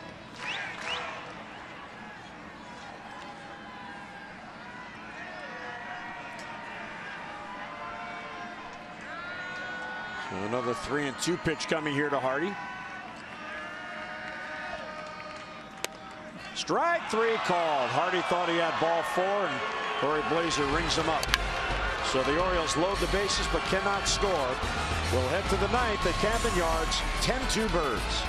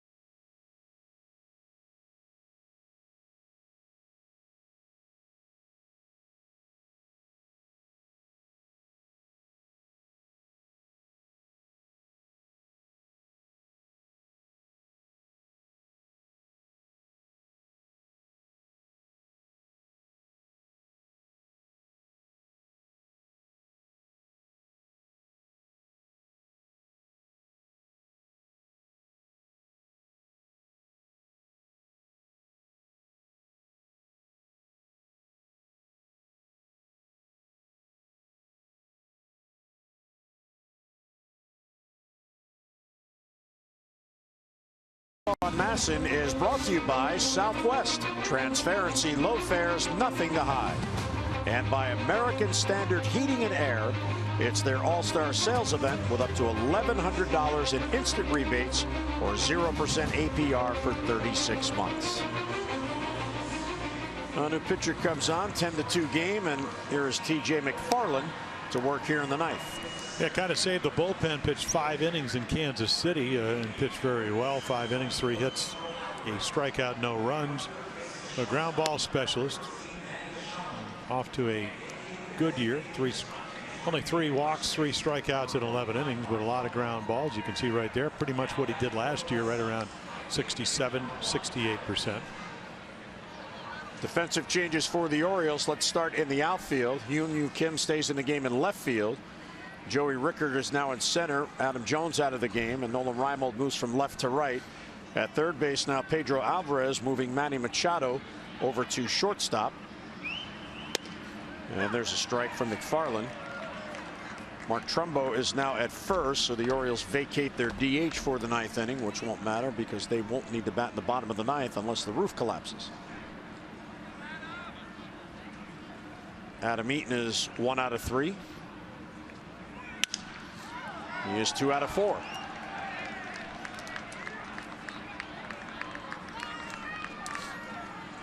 The leadoff single in the 9th. Visit MASNsports.com/CareFirst to vote for tonight's CareFirst Fearless Player of the Game. Live fearless with a name trusted for over 75 years. CareFirst Blue Cross and Blue Shield. Well, Manny Machado has a 5 RBI night. Mark Trumbo has a home run. Chris Davis has a 2-run home run.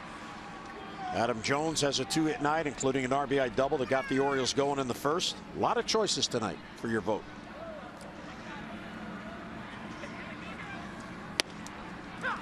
And here is Saladino, who's now at shortstop. His first at bat. He's in Jimmy Rollins' spot.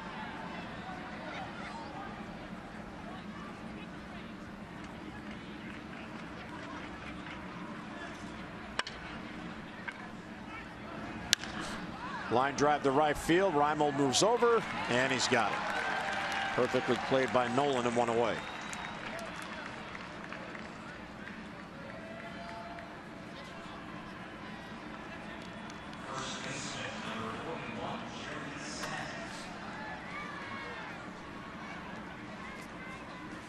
Jerry Sands will get his first at bat. He's in Abreu's spot.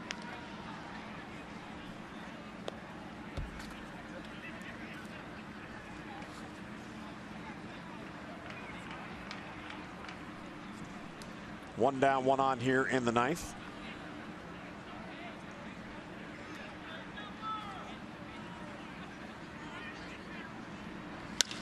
Double play ball. Scope to Manny. Back to first, wide, and the game continues. Throw sail. Trumbo did a nice job gloving it. Well, real nice play by Jonathan Scope. Initially to get it, another tough backhand. And he just drops his arm. It's a little bit lazy, doesn't focus, and the ball runs. Otherwise, you're right, the game would be over.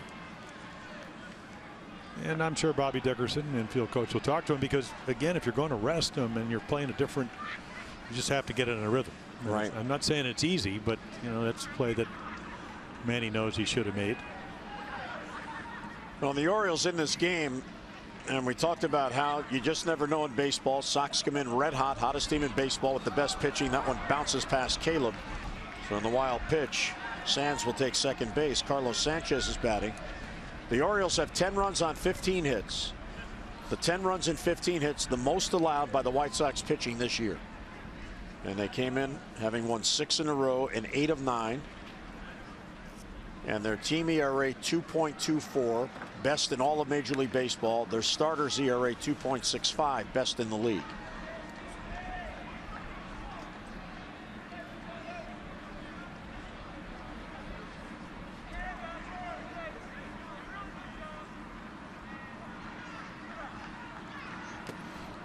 And in the dirt. This is a good spot to get McFarland in because, as Jim was alluding to, you just never know when you're going to need him to eat up some innings. And he hasn't worked since last Friday night, so he needs to get into the game. Yeah.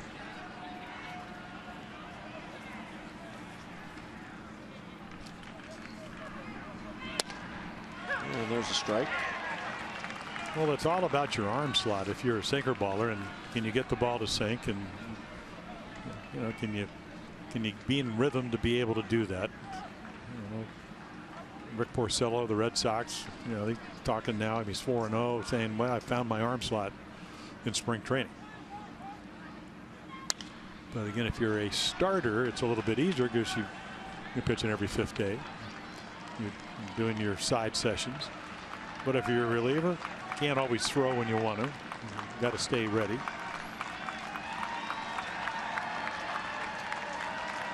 Todd Frazier out of the game. He's still on the bench. So is Chris Davis. So is Jonesy.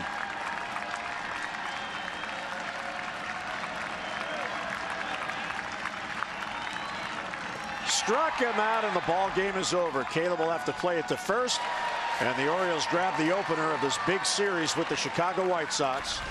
As they come home, Orioles have now won back-to-back games as they win here tonight, cooling off the hottest team in baseball. Our final score here at Camden Yards as the Orioles hit 3 home runs and bang out 15 base hits. Orioles 10, White Sox 2.